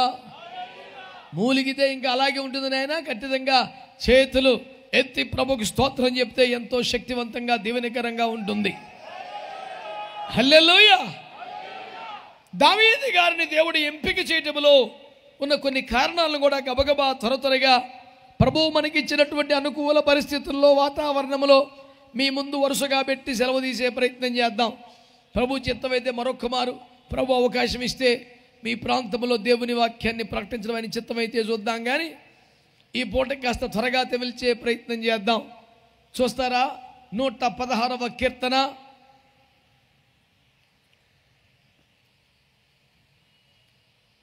కీర్తనలు 116 ఉన్నాయి. అసలు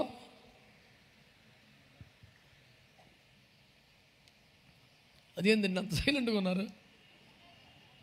ఏమో మాకేం తెలిసే, ఆ తీర్చి చూడని కంగారు పెట్టుకో. మహాభక్తులారా, బైబిల్ పండితులారా, మీకు ప్రణామములు. మొన్న కొద్దండ పెండం 153వ కీర్తన అంటే తీసేశాడు.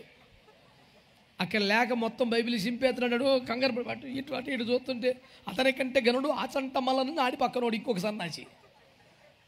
ఈ సన్నాసి అత సన్నాసిని అడుగుతాడు, ఎరా 153 నా దాంట్లో లేదు, నీకుందా అంటే ఆడంటాడు.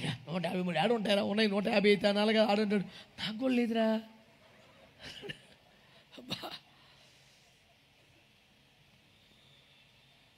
మహానుభావులు,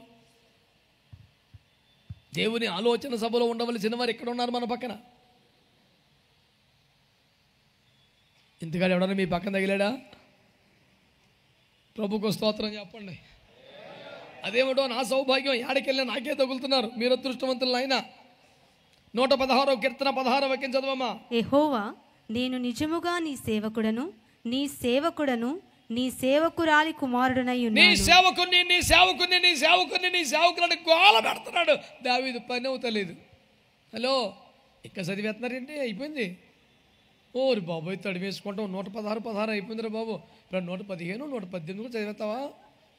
తేరగా ఉంది కాబట్టి 117 సింపుల్గా చదివేస్తున్నావా? ఆ పూటకి ఆ వచనం భక్తులందరికీ వందనాలు చెప్పరా. నేనేమన్నాను వందనాలు చెప్తే అల్లు అంటారేంటండి? అందరికీ వందనాలండి. అమ్మయ్య, కుటుంబ పద్ధతిలో వచ్చింది ఇప్పుడు దేవునికి స్తోత్రం.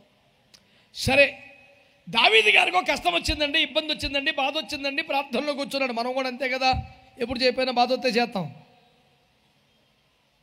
మాట్లాడరు ఇప్పుడు. అదేంటంటే ఎప్పుడు చేసుకుంటాం మేము ప్రార్థన అనేవాళ్ళు స్తోత్రం చెప్పండి.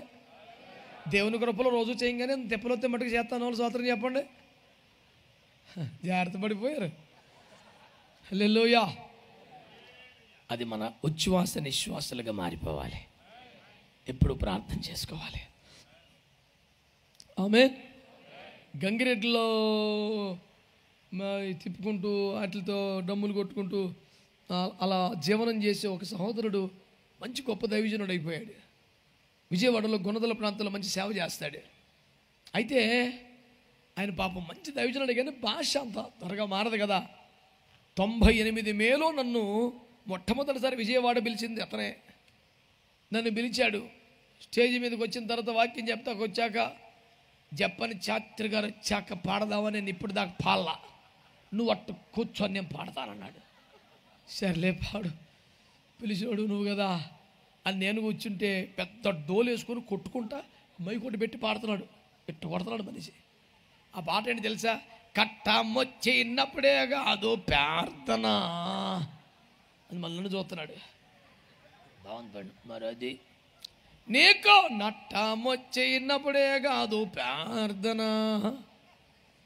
పదం అందంగా పలకలేదు కానీ ₹1 మెసేజ్ ఇచ్చాడు మనిషి. భాషలో ఒక యాస ఏమున్నది అందులో గోస అని చెప్పేసి డాక్టర్ సీనారే అన్నారు. ఏం పోయింది, ఎట్టగట్టు ఉండని స్తోత్రం చెప్పండి గట్టిగా. అంచేత నేను మీకు చేసే మనం ఏమిటంటే, దేవుని బిడ్డలారా, దావీదు మహారాజు ప్రార్థన చేస్తున్నాడు. అయ్యా కష్టం వచ్చిందయ్యా, ఇబ్బంది వచ్చిందయ్యా, బాధ వచ్చిందయ్యా, కనికరించి కాపాడు, నీ సేవకుని నీ సేవకుని నీ సేవకుని నీ సేవకుని ఇంత గోల పెడుతుంటే దేవుడు అస్సలే not responding at the time అని వస్తుంది అవతల నుంచి సౌండ్. డైల్ కియా నెంబర్ అస్సలు మాట్లాడతలా. అప్పుడు ఇంకో నెంబర్ కొట్టాడు. ఆ నెంబర్ అని తెలుసా? నీ సేవకురాలి కుమారున్నయ్యా అన్నాడు. ఏంట్రా చెప్పు అన్నాడు. స్తోత్రం చెప్పండి. ఇప్పుడు ఈ ముచ్చటంతా నీకు ఎందుకు చెప్పానంటే, ఆ తల్లి గారికి దేవుని దగ్గర ఎంత విలువ ఉందంటే, ఆమెను గురించి బైబిల్లో విస్తారమైన ప్రస్తావనలు ఏమీ లేవు. తండ్రి ప్రేమకు నోచుకొని ఎవడోయ్ అన్నదమ్ముల పెంపకములో ఉండని, ఏ మర్యాదకు ఆనందానికి ప్రేమకు అభిమానానికి ఆదరానికి నోచుకొని ఆ పసివాడని బాలుడు రోజుకు ఇంతగా పాటలు పాడి ప్రార్థనలు చేసి దేవునిపై ఆధారపడేలాగా మార్చిన మహోన్నతమైన వ్యక్తిత్వం ఎవరు తెలుసా? అతని తల్లిది. అతని తల్లి దేవుని సన్నిధిలో ప్రార్థనలు గడిపే భక్తురాలు. అందుకనే యోబు 10 మంది కుమారుల కొరకు ఒక్కొక్కడి కోసం ఒక్కొక్కరి దహన బలిపీఠం కట్టి రోజుకు 10 బల్యర్పణలు చేస్తుంటే దేవుడు దాన్ని చూసి ఏమన్నాడు తెలుసా? నా సేవకుడైన యోబు అన్నాడు. ఇలా ప్రసంగాలు చేయలా, మందిరాలు గట్ల, బాప్తిస్మాలు ఇవ్వలా, ప్రసంగికుడిగా అద్భుతాలు ఆశ్చర్యకారులు చేయలా. రోజు ఒక్కొక్కరి కోసం ఒక్కొక్క బలిపీఠం కట్టి వారి పక్షంగా ప్రార్థనలు చేస్తుంటే ప్రభు అన్నాడు, నా సేవకుడైన యోబు అన్నాడు. అద్భుతాలు ఆశ్చర్యకారులు బేభత్సంగా చేసిన వాళ్ళు, నీ నామములు అద్భుతములు చేయలేదా, దయ్యములు వెళ్ళగొట్టలేదా అని యేసు ప్రభునే పెద్దగా గట్టిగా మాట్లాడితే, మీరెవరో నేను ఎన్నడూ ఎరుగను, మర్యాదగా అవతలకుండా అన్నాడు. బేభత్సంగా వాడబడ్డ పెద్ద పెద్ద కటౌట్లు అయ్యగారులందరినేమో మీరు నాకు తెలియదు అన్నాడు. ఏనాడు స్టేజ్ ఎక్కకుండా, చర్చి కట్టకుండా, బాప్తీసకుండా, అద్భుతాలు లేకుండా రోజు ప్రార్థన మాత్రమే చేసే పెద్ద మనిషిని పట్టుకొని నా సేవకుడు అన్నాడు. దేవుని దృష్టిలో సేవ అంటే రకరకాల కార్యక్రమాల కంటే ఆయన పాదాల దగ్గర ప్రార్థన చేయటమే గొప్ప సేవ. అందుకనే దావీదు అంటాడు, అయ్యా నీ సేవకురాలు కుమారుణ్ణి ఆ పాయింట్ మీద కూడా చూడవా అంటే, ఆ పాయింట్ మీదే సర్లే చెప్పు, ఏం కావాలి నీకు? స్తోత్రం చెప్పరే. యాకోబు గారికి దేవుడు వాగ్దానం చేసింది గుర్తుందా? నేను నీతో చెప్పినవన్నీ నెరవేర్చే వరకు నేనే నిన్ను విడవను. ఇవన్నీ నెరవేర్చాలని నువ్వు నన్ను విడిచిపెట్టకూడదు. కుదురుగా చర్చికి రా, పిచ్చేసేలు ఎత్తే మిస్ అయిపోతావు, నీ ఇష్టం అనాలి. అసలు అట్ట అనకుండా, నేను నీకు చెప్పినవన్నీ నెరవేర్చే వరకు నేనే నిన్ను వదిలిపెట్టను, నేను నీ వెనకాల పడి కూడా తిరిగి అన్నీ నెరవేర్చేస్తాను అన్నాడు. అంత టూ మచ్ ఎందుకు ప్రభువా? నేనంటే నీకంత ఇష్టమా? నేనంటే నీకెందుకో. నాకు ఆశ్చర్యం, విపరీతం, విడ్డూరం అనిపించే వింత పాటలతో ఒకటి. రచయితకు నా క్షమాపణలు. ఎందుకంటే ఎవరిని కించపరిచిన ఉద్దేశం కాదు. ప్రార్థించకపోయినా పలకెత్తుంటావు, నీ దగ్గర రాపోయినా నువ్వే చూస్తుంటావు, చర్చికి రాపోయినా నువ్వే వస్తుంటావు అంటే దేవుని ప్రేమలో నిజమే. కానీ ఇది ఏ సందేశం ఇస్తున్నావు భక్తులకి? ఇది మీరందరూ ఆ పాటికే వీరాభిమానులు ఉన్న నాయకు ఎలా చూస్తున్నారు చూడు. ఆయన ప్రార్థించకపోతే తప్పు, సన్నిధికి రాకపోతే తప్పు, దేవుని సందులో కనబడాలి. అట్ట ప్రజల్ని హెచ్చరించగలి. ప్రార్థించకపోయినా పర్లేదు, చర్చి రాపోయినా పర్లేదు, ఆయనే తలుచుకుంటాడు. నువ్వు బలాదురు తిరుగు, నీ ఇష్టానికి నువ్వు బతుకు, ఏం పర్వాలేదు. కృపా సముద్రుడు, ప్రేమామయుడు, కృపా అంబుది, ఇష్టానుసారంగా తిరుగు. ఏం కూటం ఇది? మారు మనసు సరిగ్గా నోళ్ళు పట్టికే స్తోత్రం చెప్పండి. ఇది రిజల్ట్. నాకు సంబంధం లేదు భక్తులారా, అందరికీ ప్రణామములు. ఏ కార్డు వాడినా పని అవ్వలేదు సార్. ఎమ్మెల్యే రికమెండేషన్ ఎక్కడ? హలో కౌన్సిలర్, హలో పొద్దున్నైతే గొడవ. అయ్యా నీ దాసరాల కుమార్ని లేరా. ఏ కార్డు వాడితే పని ఏందో అర్థం చేసుకో. గమనించండి మీరు. యాకోబును ఇంత ప్రేమ నా మీద చూపుటకు ఏమిటయ్యా నీ దయా నా మీద అంటే ఆయన అంటాడు, నిన్ను బట్టి కాదులే, మీ తాతగారు నా స్నేహితుడు, మాకున్న ఒప్పందాన్ని బట్టి నీ మొహం లేకపోతే నేను ఎక్కడ చూస్తాను. నేను అన్నగారు కొబ్బ ముంచి నాన్నగారిని దగా చేసి అడ్డదారులు ఆస్తిని కాజేసి ఒప్పుకోకుండా దొడ్డిదారిని పారిపోయించారు. రకం పేరు మార్చి చర్మం మార్చి అన్నీ మార్చి నీ అంకల్ నేను వస్తానట్రా తాతగారిని బట్టి అంటే okay, even it is correct, thank you. మనకు అంతకన్నా ఆడ ఏడిచింది మేటరు. మంచి వాళ్ళ మట్టుకు స్తోత్రం చెప్పండి. నేను మీకు చేయించిన మనం ఏమిటనగా, ఎవడైనా దేవుని కృప పొందడానికి, కరుణ పొందడానికి, ఆశీర్వాదాన్ని పొందడానికి, అభిషేకం పొందడానికి, ఇంత మహాకృప అమాంతముగా అతని మీదకి దిగి రావడానికి ఖచ్చితంగా ప్రార్థించే తల్లిదండ్రులు, కనీసం ఆత్మీయ తల్లిదండ్రులు ఉండాలి. లేకపోతే అడు కృప పొందడం చాలా కష్టం, చాలా కష్టం. అందుకనే కావాలని దీన్ని మొదటి మాటగా మీకు ప్రకటిస్తున్నాను. ప్రార్థించే తల్లి, ప్రార్థించే తండ్రి లేని వారి కోసం, కనీసం ప్రార్థించే ఆత్మీయ తల్లిదండ్రులు లేకపోతే ఏ రీతి కృప పొందుతావు, ఏ రీతి కరుణ పొందుతావు? నీ కొరకు మోకరించేవారు లేకపోతే, ప్రార్థించేవారు లేకపోతే,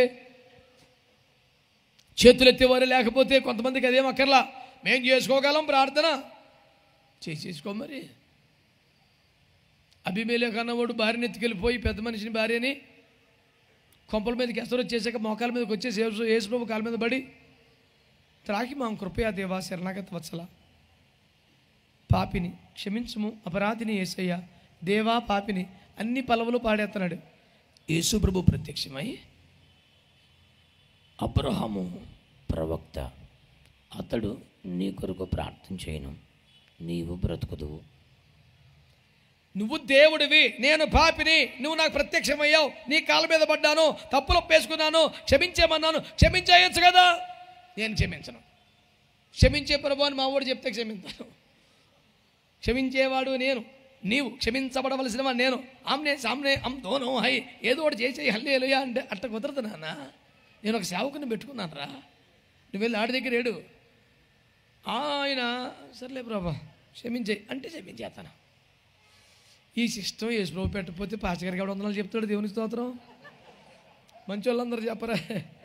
అరే రే ఇప్పుడైనా చెప్పండి దేవునికి స్తోత్రం. Hallelujah. This is the institution of God. దేవుడు ఏర్పాటు చేసిన వ్యవస్థ అండి. అట్టగాని పాస్టర్ గారు ఏమైనా ఎదవేసాలు ఎత్తే ఆయన రేంజ్ ఆడుకుంటుంది. మళ్ళీ విశ్వాసాలు తప్పులు చేస్తే 10 రూపాయల ఫైన్, పాస్టర్ గారు తప్పు చేస్తే 100 రూపాయల ఫైన్. రేవు మామూలుగా ఉండదు. మీరు ఎలాగైనా బుద్ధి చెప్పాలని ట్రై చేయకండి. మీరు బుద్ధి చెప్తే ఒక లెంపకాయ కొట్టగలరు, ఆయన కొడితే మొత్తం 32 బయటకు వచ్చేస్తాయి. పగ తీర్చుడు నా పని, నేను చూసుకుంటాను, వదిలేయండిరా అన్నప్పుడు మనకెందుకు టెన్షను? ప్రభుకు స్తోత్రం. మీ అందరికి వందనాలు. పెద్దగా చెప్పట్లేదు ఎందుకో మరి. హల్లెలూయా చెప్పండి గట్టిగా, హల్లెలూయా. అతడు ప్రవక్త, అతడు నీ కొరకు ప్రార్థన చేయడు, అప్పుడు నువ్వు బతుకుదువు. డైరెక్ట్గా నువ్వే ప్రత్యక్షమయ్యాక, నా పాపాలు నీ దగ్గర ఒప్పేసుకున్నాక, బాధలని చెప్పేసుకున్నాక, నువ్వే నాతో మాట్లాడడం మొదలెట్టాక మధ్యలో పితలాటకం పాస్టర్ గారు ఎందుకు హల్లెలూయా? కుదరదు నాన్న. సారేపుత విధవరాలు నా బిడ్డ, ఆ బిడ్డ చనిపోకూడదు, ఆ బిడ్డని ఎలాగైనా బ్రతికించాలి. బ్రతికించేయి. సిస్టమ్ ఒప్పుకోదు.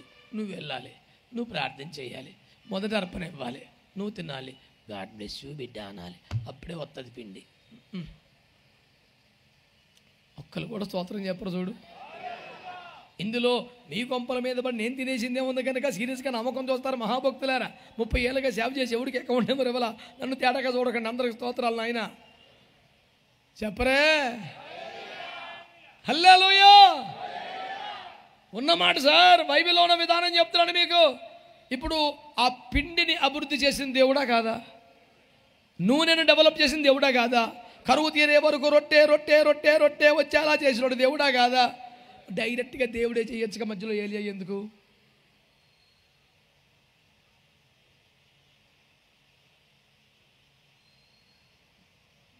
మధ్యలో ఈ నక్షత్రం అందుకొని ఎందుకనుకొని జ్ఞానులు ముందుకెళ్ళిపోతే కుదరలేదు నాన్న. అర్థమైందా? ఎరిగిన దారి తొలగిన వేళ ఎదలో కృంగితే అది పరిస్థితి. అమ్మా, బెత్లెహేమునే బొడ్డు కనబడిన పిమ్మట ఇంక నక్షత్రం పనిది మనకెందుకు, వెళ్ళదము రాజును కలిసేద్దామంటే హేదురోజు సార్ దొరికాడు, యేసురాజు దొరకలా. ఎవడైనా పర్లేదంటే వెళ్ళు. అక్కడికి వెళ్ళి వాడితో లెంపలు వాయించుకొని వీళ్ళు కూడా వాయించుకొని బయటకు వచ్చిన తర్వాత దిక్కులేదు మహాప్రభో అని దాచరణం రాస్తే నక్షత్రమా కనబడము అని చూస్తే అవన్నీ మరి మాకు తప్పదు కదా. యేసయ్య తార ఎప్పటి వోలే ఎదురాయ త్రోవలో. మీకు ఎప్పుడయ్యా అలాంటి పాటలు గుర్తురావు? ఇంకో 6 నెలలు పోవాలా ఆ పుస్తకం తీయాలంటే బయటికి. మాకు రోజు కిస్మిసే, రోజు గుడ్డు పేడే, మాకు పండగలేటి ఏసు రక్తం ఏం చేయం. నేను ఎప్పుడు 3 డైలాగులు చెప్తా మా సంఘంలో. ఏసయ్య నీ గుండెల్లో ఉంటే అదే క్రిస్మస్, ఏసు కొరకు శ్రమపడే పరిస్థితులు నీకు వస్తే అదే గుడ్ ఫ్రైడే, శ్రమల మధ్యలో కూడా దేవుని కొరకు సాక్షిగా ఉంటే అదే ఈస్టర్. ఈరోజు 3 జరుగుతున్నాయిగా మనకి, దేవునికి స్తోత్రం. ఇంక సపరేట్గా మళ్ళీ క్యాలెండరు, దానికి ఒక బొకే, దానికి ఒక డ్రెస్సు, నీ అమాయకం తప్ప ఏమీ లేదు కోటం. నిత్యము మంచి ఆహారం తినలేని పేదలే కదా పండగ పేరు మీద 4 గంటలు వండుకు తింటారు. గట్టిగా విషయంలో రోజు తింటాడు, దేవునికి స్తోత్రం. మాట్లాడమే. మనకు రోజు 3 పండగలు. హల్లెలూయా. నాలో యేసు ఉన్నందుకు సంతోషించాలి, యేసు కొరకు రోజు శ్రమపడాలి, శ్రమల మధ్యలో దేవునికి సాక్షిగా బతకాలి, పరలోకానికి సిద్ధపడిపోవాలి. మేఘం వచ్చేస్తుంది, బోర మోగుతుంది, దేవునికి స్తోత్రం. మాట్లాడతలా మీరు సరిగ్గా? దేవునికి మహిమ కలిగే స్తోత్రం చెప్పండి బాగా. హల్లెలూయా. మన కొరకు ప్రార్థించే ఆత్మీయ తల్లులు తండ్రులు మనకు ఉండుట కృప పొందుటకు ఒక అద్భుతమైన కారణం అవుద్ది. ఇది ఎవరు నిర్లక్ష్యం చేయకూడని కారణం. గట్టిగా ఆమేన్ అనండి ఒకసారి. హల్లెలూయా. ఇక ఇతనికి సంబంధించిన క్వాలిటీల్లో చూస్తే, ఇతనికి సంబంధించిన క్వాలిటీలు చూస్తే 119వ కీర్తన 164వ వచనంలో, 119వ కీర్తన 164వ వచనంలో ఏమన్నాడు బిడ్డ? నీ న్యాయ విధులను బట్టి దినమునకు 7 మారులు నేను నిన్ను స్తుతించుచున్నాను. కేవలం దేవునికి స్తుతులు స్తోత్రాలు చెప్పడానికి 7 ప్రత్యేక సమయాలు కేటాయించుకున్నాడు. అది ఆఫీస్ టైం అయినా, రిలేటివ్స్ వచ్చినా, గెస్ట్లు వచ్చినా, జస్ట్ మినిట్ కొంచెం మాట్లాడుతూ ఉండండి, లోపలికి వెళ్ళి తలుపులు వేసుకొని మోకాలు వేసేసి స్తోత్రం స్తోత్రం ఎల్ షదాయి స్తోత్రం ఎలోహిం స్తోత్రం అని గట్టిగా కాసేపు స్తోత్రాలు చెప్పి మళ్ళీ వచ్చుకొచ్చింది. Thanks for the patience, let us continue that meeting. ఇప్పుడు మీకు ఎక్కడికి వెళ్ళారండి? దేవుణ్ణి కాసేపు స్తుతించుకొని వచ్చానండి. లేకపోతే ఒక రాజుగారు పరిపాలన చేస్తున్న కాలంలో రోజుకు 7 ప్రత్యేక సమయాల్లో స్తోత్రాలు చెప్పడానికి ఏమన్నా టైం టేబుల్ మీరు రాయండి. రామగుండం బైబిల్ స్కూల్లో విద్యార్థులకు ప్రతి సంవత్సరం ఇచ్చే పరీక్షలు అదొకటి, దావీదు టైం టేబుల్ రాసి చూపెట్టమని. నువ్వు ట్రై చేయి, 24 గంటలు దావీదు దినచర్య ఎలా ఉంటుందో రాసి చూపించు. ఒక్కొక్కడు వింత వింతగా రాస్తుంటారు. దేవునికి స్తోత్రం. దేవుని కృపలో నేను పరీక్ష పత్రాన్ని చేసేవాడిని కానీ ఆన్సర్ దిద్దేవాడిని కాదు. అది వేరే కోట, నాకు సంబంధం లేదు. అలా వాళ్ళకు ఉంటుంది సిలువ. అన్న పిచ్చి పిచ్చిగా రాస్తున్నారన్న, వింత వింతగా రాస్తున్నారన్న అంటే కృపావరాలు నానా విధములు నాన్న మనం భరించాలి. దేవునికి స్తోత్రం చెప్పండి. రోజుకి 7 సార్లు దేవునికి స్తోత్రాలు చెప్తాడట. 55వ కీర్తన 17వ వచనములో రోజుకు 3 సార్లు ప్రార్థన చేస్తాడంట. 63వ కీర్తన 4వ వచనములో రాత్రులు కూడా వాక్యమే ధ్యానం చేస్తాడంట. చేతులెత్తి స్తోత్రం చెప్పండి. నా బిడ్డ చదవడానికి సిద్ధంగానే ఉన్న బట్టి కూడా టైం లేదు కనుక మీ మీద ప్రేమతో నేను ఎంత స్పీడ్గా చెప్పానో నన్ను బట్టి దేవునికి స్తోత్రం చెప్పుకోండి మీరు. Thank you so much. 1 రోజుకు 7 సార్లు స్తుతి ఆరాధన, 2 రోజుకు 3 సార్లు ప్రార్థన, 3 రాత్రి జాముల్లో కూడా వాక్య ధ్యానం. ఇలాంటి లక్షణములు, ఇలాంటి భక్తి తనకు ఉన్నందున దేవుని కృప తను పొందటానికి కారణమయ్యింది. నీ జీవితంలో నిత్యము దేవుని స్తుతించే అలవాటు నీకుందా? దేవుని వాక్యమును ధ్యానం చేసే లక్షణం నీకుందా? అయ్యో రోజుకు 3 మారు ప్రార్థన చేస్తున్నావా? 3 మారు ప్రార్థన అంటే మనకి 3 మారు భోజనం అలవాటైంది. 3 పేట్ల బంధం అంటే 3 ముళ్ళు బంధం అలవాటైంది. మనకంతా మన సిస్టం వేరు, బైబిల్లో ఉన్నది వేరు. 3 మారు ప్రార్థన అని బైబిల్ చెప్తుంది, 3 మారు భోజనం. మా ఇంటికి ఓ పాస్టర్ గారు వస్తేనండి లంచ్ ఆ వ్యక్తి కొంచెం బ్యాట్స్మెన్ అని మాకు తెలుసు కనుక మంచిగానే వడ్డించాం. అన్నం ఏమిటి, కూర ఏమిటి, పదార్థాలన్నీ కూడాను ఒక రేంజ్లో వడ్డించిన తర్వాత ఆయన ప్రభువా ఈ అల్పాహారం బట్టి నీకు స్తోత్రం అన్నాడు. నా గుండె జారిపోయింది. ఓరి నాయన, ఈ వాయనమే బకాసుర పల్లెం, ఇదే నీకు అల్పాహారమా? మరి నీకు సమృద్ధి ఆహారం అంటే ఎట్టుండాలి మానవా? నిన్నెవడు పోషించగలంటే భక్తిరా? ఇలాంటి ఉంటే కదండి దేశానికి కరువు వచ్చేస్తుంది అర్జెంటుగాని. ప్లేట్లో సకల పదార్థములు ఒక రేంజ్లో వడ్డిస్తే ఈ అల్పాహారమును బట్టి నీకు స్తోత్రములు అంటే అల్పాహారమా? కరువు వస్తే ఫస్ట్ ఆడే చచ్చిపోతాడు, తట్టుకోలేడు, ఉండలేడు. మనమంటే ఎలాగలాగేస్తాం, ఉపవాసాలు అలవాటు కనుక, కన్నీరు అలవాటు కనుక, ఏడ్చుకుని ప్రార్థన చేసుకుని అంత కన్నీరు మింగేస్తాం అలవాటు కనుక మనం ఎలాగైనా కొంతకాలం లాగేస్తాం. బండి ఆడి కష్టమే. ప్రభుకు ఒక మంచి స్తోత్రం చెప్పండి. చెప్పండి, రోజుకి ఎన్నిసార్లు ప్రార్థన చేయాలి? ఎన్నిసార్లు దేవునికి స్తోత్రం చెప్పాలి? చెప్పండి. వాక్యం ఎప్పుడు చదవాలి? అవసరమైతే నీ డ్యూటీ వల్ల కుదరకపోతే రాత్రి జామైన చదివి ఆ పోర్షన్ పూర్తి చేసి పడుకోవాలా. దేవునికి స్తోత్రం చెప్పండి. అనుదినము తన భక్తి జీవితంలో వాక్యము, ప్రార్థన, ఆరాధన ఉన్నవాడికి కృప దొరుకుద్ది. మాట్లాడతలేదు మీరు? హల్లెలూయా. అలాగా పొద్దున్న లేచి గొలుసిప్పగానే అలా తిరిగేసి, ఎగురుకొని తిరిగేసి, కాలుకొచ్చాలు తీసుకొని మళ్ళీ మేత వేసి మళ్ళీ తిరిగేసి మళ్ళీ వచ్చి మళ్ళీ పడుకొని మళ్ళీ వెళ్ళిపోయి మళ్ళీ తిని మళ్ళీ పడుకొని కుక్క ప్రార్థన చేసుకుంటుంది అంటావా? పశువులు ప్రార్థన చేసుకుంటాయి అంటారా? మరి ఇంట్లో ఇన్ని బైబిల్ ఉన్నాయి కదరా, ప్రార్థన ఏది?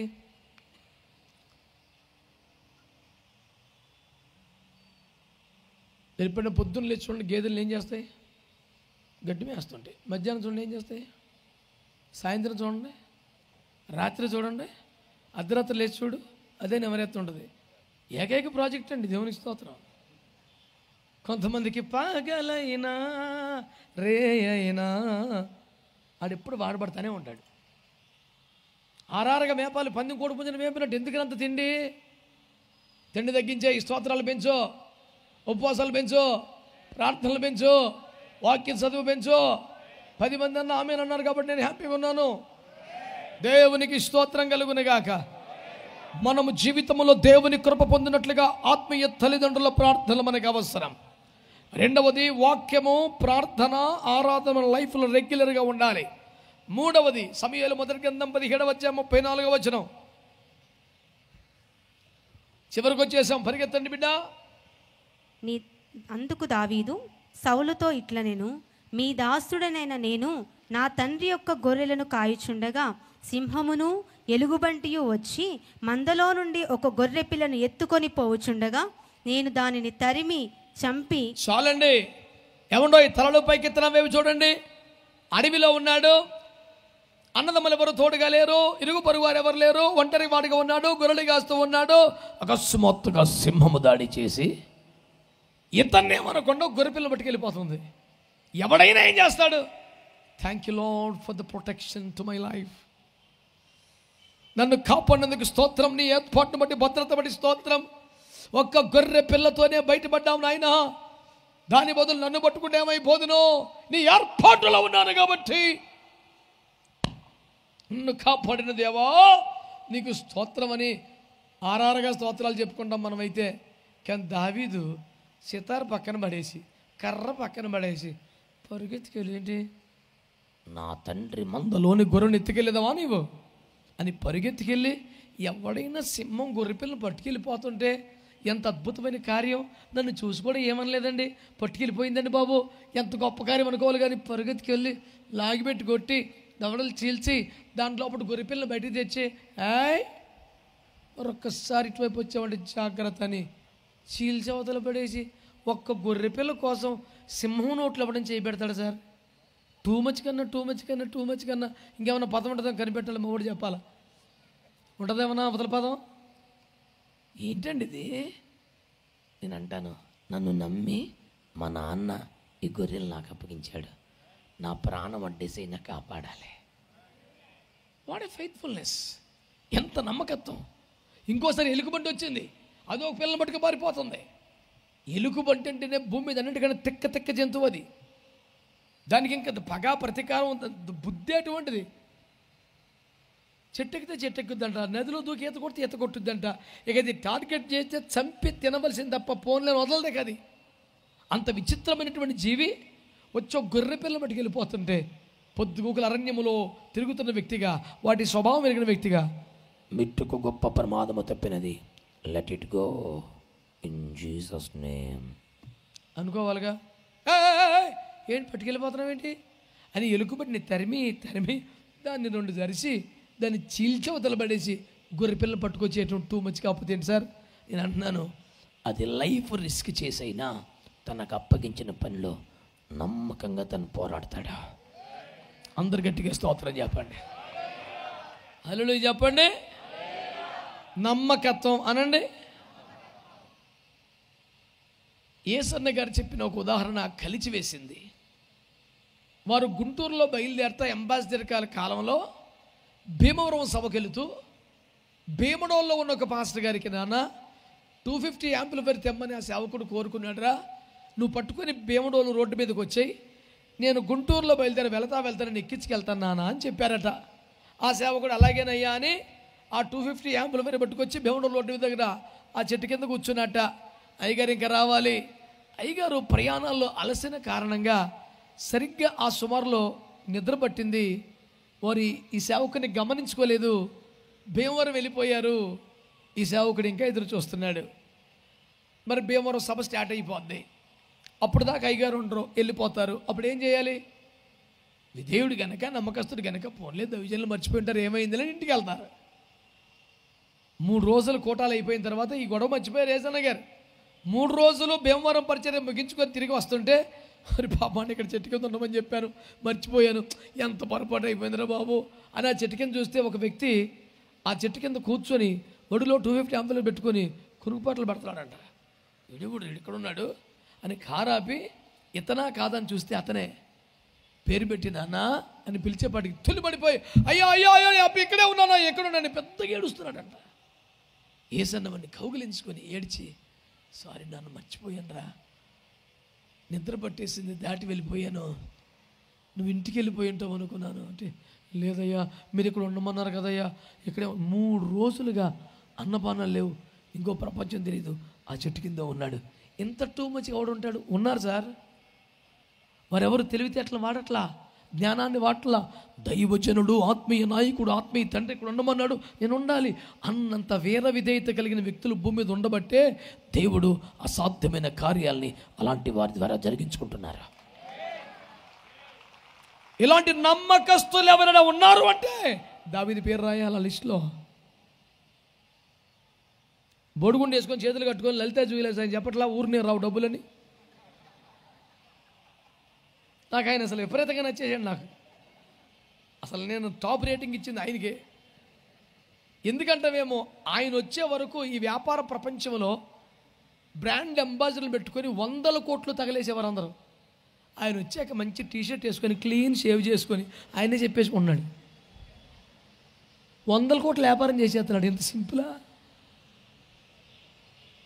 ఏది ఆ రంగంలో అంతవరకు ఏ వ్యాపారం భూమి మీద లేకపోతే అన్న దిగ్గజ వ్యాపారాలు ఉన్నాయి జ్యువెలరీలో, లక్షల టర్న్ ఓవర్ జరుగుతుంది. మనోడు సింపుల్గా వచ్చి టీషర్ట్ వేసుకొని క్లీన్ షేప్ చేసుకొని చేతులు కట్టుకొని డబ్బులు ఊరికినే రావు అన్నాడు. బోల్ డబ్బులు వచ్చేస్తున్నాయి ఆయనకి. అట్టుండాలి, ధైర్యంగా పనిచేసి మన పని మనం చేసుకొని సత్తా నిరూపించుకోవాలి. పద్దాకా ఆడిపై ఈడిపై ఆధారపడి చేప ఎందుకు అనలేదంటే దూడ గడ్డి మేయలేదు, గోడ మేయలేదంటే ఈడి మేత వేయలేదు. ఇలాంటి సోది బతకూడదు. క్వాలిటీ పని చేయాలా, సాధించాలా. మంచోళ్ళు ఎవరైనా ఆమెనంటే బాగుండేది. కష్టపడమని, పని చేయమని, ఫలితం సాధించమని చెప్పానండి. అందులో బాధపడేది ఏముంది? దేవునికి స్తోత్రం, హల్లెలూయా. సమూయేలు మొదటి గ్రంథం 17వ అధ్యాయం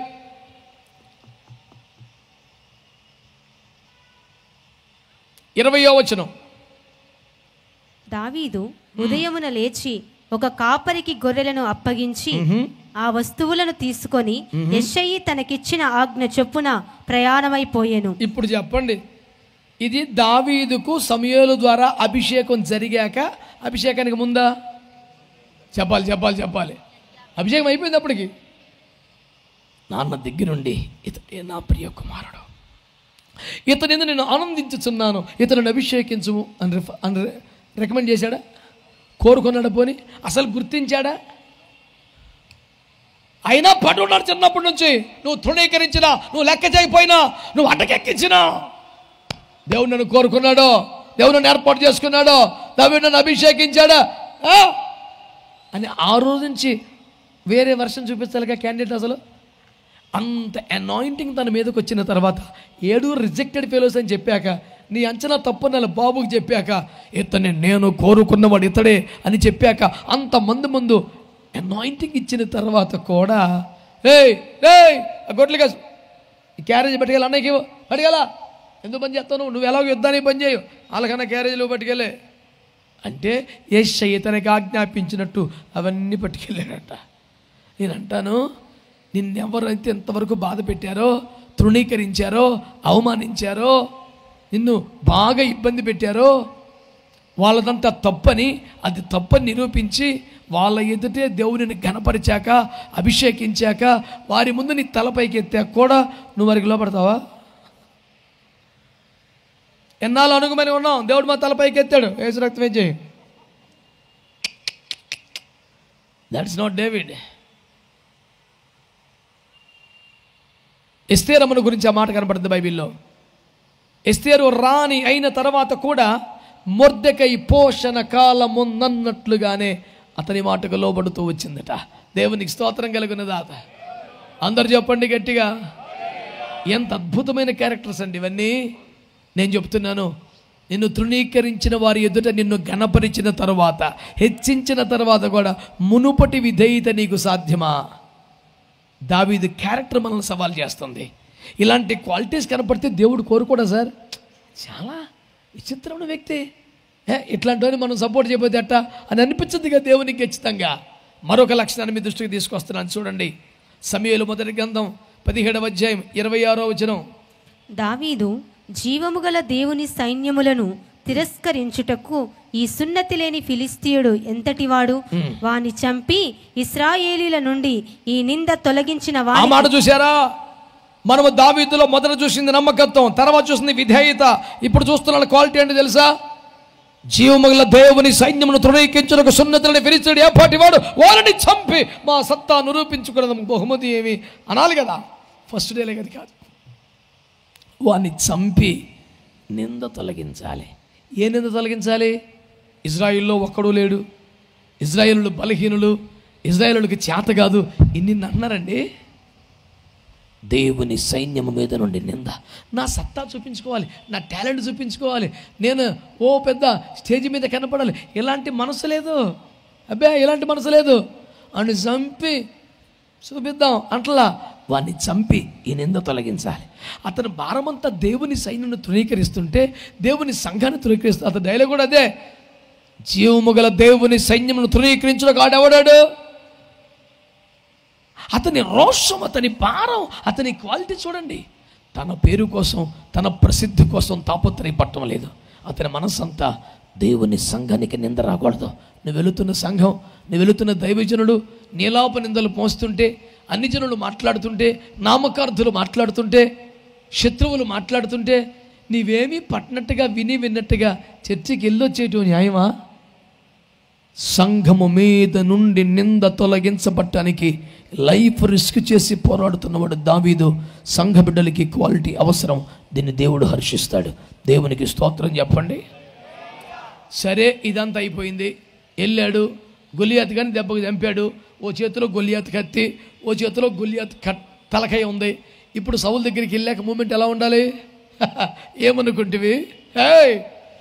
నీవును నీ సకల రాజ్యములను భయపడి భయకెంపదిలో వనికి దాక్కొనుచుండగా 7 అన్నదమ్ములు పెరిగి బందలై పారిపోయి ఉండగా నీవే మొదటగా బహుభీతుడిపై తలుపులు వేసుకుని ఉండగా ఒక్క దెబ్బకేమని చంపితేనే రాజ్యమునిచ్చెదవా చచ్చెదవా?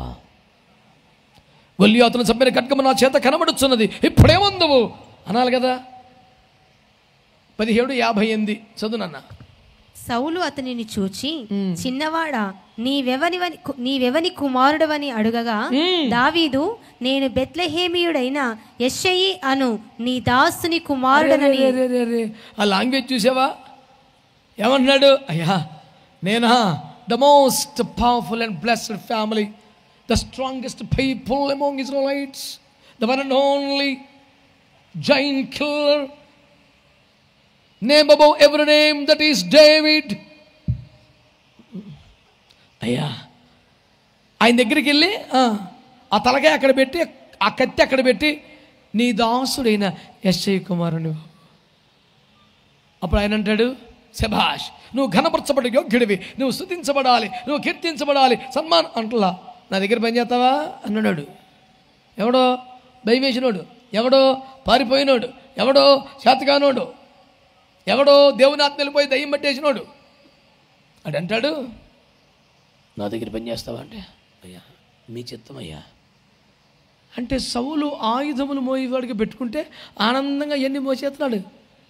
నీకు చేతగాపోతే నీ కుర్చీ కిందకి నీళ్ళు వస్తే నేను కదరా కాపాడింది, రాజ్యాన్ని కాపాడింది నేను, నిన్ను కాపాడింది నేను నీ దగ్గర తింటున్నా. ఏం మాట్లాడుతున్నావు? అదే మర్యాదగా నాకు అప్పగించుకుంటే నా అసిస్టెంట్గా కొనసాగుతావు, లేదంటే అతని పీక వలె నీ పీకను నరికేదను. నువ్వు ప్రార్థన చేస్తే చిన్న పిల్లదై వెళ్ళిపోతేనే భూమి మీద ఆగుతలేదురా నువ్వు. వీడు ప్రార్థన చేశాడంట, పక్కింటి ఆంటీ గారికి తలనొప్పి తగ్గిందంట, వీడు మనకు తలనొప్పి అయిపోయాడు. ఇప్పుడు ఆదివారం వీడికి ప్రార్థన అయిపోతాడు, రసరసలాడిపోతాడు. నేను దేవుడు నన్ను వాడుకుంటున్నాడన్నా. నేను ప్రార్థన చేస్తే మా ఆంటీ గారికి తలనొప్పి తగ్గిపోయిందంటే ఆమెకు తగ్గింది కానీ మాకు పట్టుకుంది కదరా. అంతలో రాజ్యపు సమస్యని, గొల్లియాతును చంపి, అంతకుముందు సింహాన్ని చంపి, ఎలుగుబంటిని చంపి ఇంత వీర విజయాలు నమోదు చేసినాడేమో. సౌలు పంపిన చోట్లకి వెళ్ళబోయి సుబుద్ధి కలిగి పని చేసుకుని వచ్చుచుండెను, ఆయుధములు మోయువాడయ్యను, అప్పగించుకునేను. ఈడు మాత్రం మనల్ని అప్పగించు యోధాయను. ఇంతమంది భక్తులలో ఎవరైనా యోధా కలడా?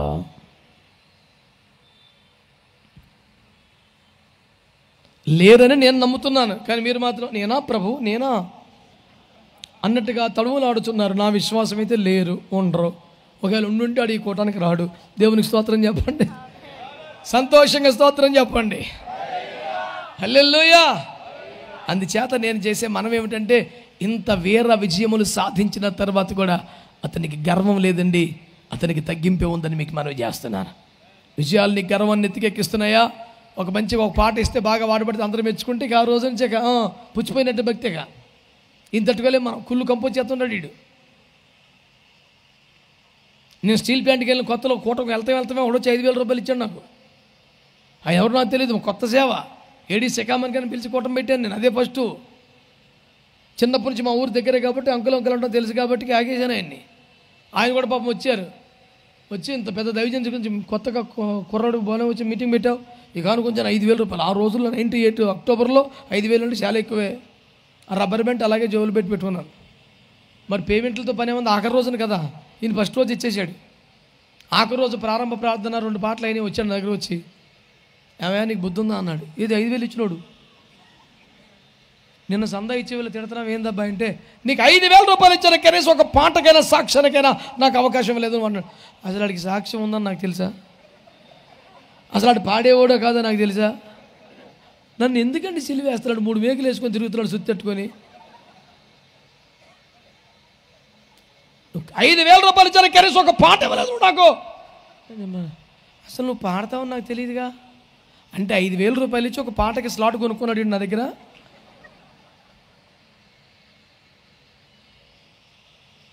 ఇలాంటి భక్తులు ఎందరో కలరు. మీలో కలరా? చెయ్యి ఎత్తకండి, తట్టుకునే ఓపిక నాకు లేదు.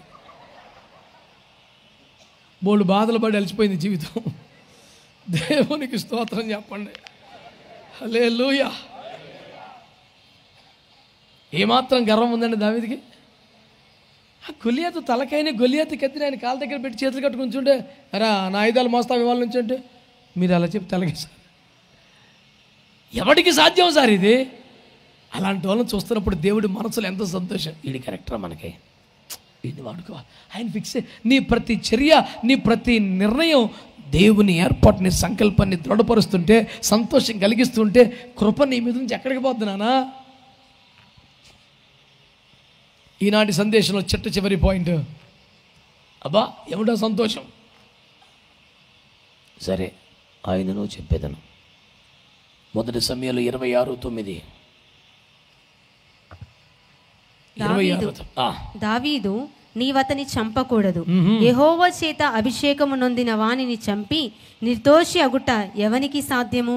ఏమండి చూడండి, ఇతను కూడా అభిషేకించబడ్డాడుగా, ఇతను కూడా వాడబడుతున్నాడుగా. అయినా అభిషక్తుల పట్ల గౌరవం ఇంత తగ్గల, భయం ఇంత తగ్గల. అక్కడ సౌలు అనేది క్యారెక్టర్ కాదు, నన్ను చంపుతున్నాడు అనేది పాయింట్ కాదు. అతడు యెహోవా చేత అభిషేకము నొందినవాడు. అతనికి విరోధంగా చెయ్యెత్తకూడదు, మాట్లాడకూడదు. మన కుద్దర బాబు దేవుడు చూసుకుంటాడు. రెడ్ హ్యాండెడ్గా దొరికిపోయాడు. ఒక్క దెబ్బకి భూమికి నాట వేస్తాను నువ్వు అని అన్నాడు మనోడు. వద్దు నాన్న, వదిలేసే. దేవుడిని చేతికి అప్పగించాడు రాజా. వద్దు, అతడు యెహోవా చేత అభిషేకించబడ్డవాడు. తప్పు. నేను అంటున్నాను, సింహానికి భయపడ్డా? ఎలుగు బయటికి భయపడ్డా? అసలు చావుకు భయపడతాడా? కానీ అభిషక్తులకు భయపడుతున్నాడు, అభిషక్తులకు భయపడుతున్నాడు. ఒక 7 లక్షణాలు మీ ముందు పెట్టాను కృప పొందటానికి. తున్నీకరించబడ్డ వారిని, ఎన్నిక లేని వారిని, అవమానపరచబడ్డ వారిని దేవుడు జ్ఞాపకం చేసుకొని వారి కోసం వేచి ఉండి ఒక మహాభిషేకాన్ని ఉంచి వారిని రాజులుగా నియమిస్తున్నాడు. అలాంటి వారు మీలో ఎవరున్నా, మీరందరూ అయినా మీ మీదికి తన కొమ్ములోని తైలాన్ని పంపడానికి నా దేవుడు సిద్ధంగా ఉన్నాడు. ఆమేన్. అందుకు గాను నీకు ఉండాల్సిన క్వాలిటీస్ ఏంటి తెలుసా? నీ కొరకు ప్రార్థించే తల్లి తండ్రులు లేదా ఆత్మీయ తల్లిదండ్రులు ఉండాలి.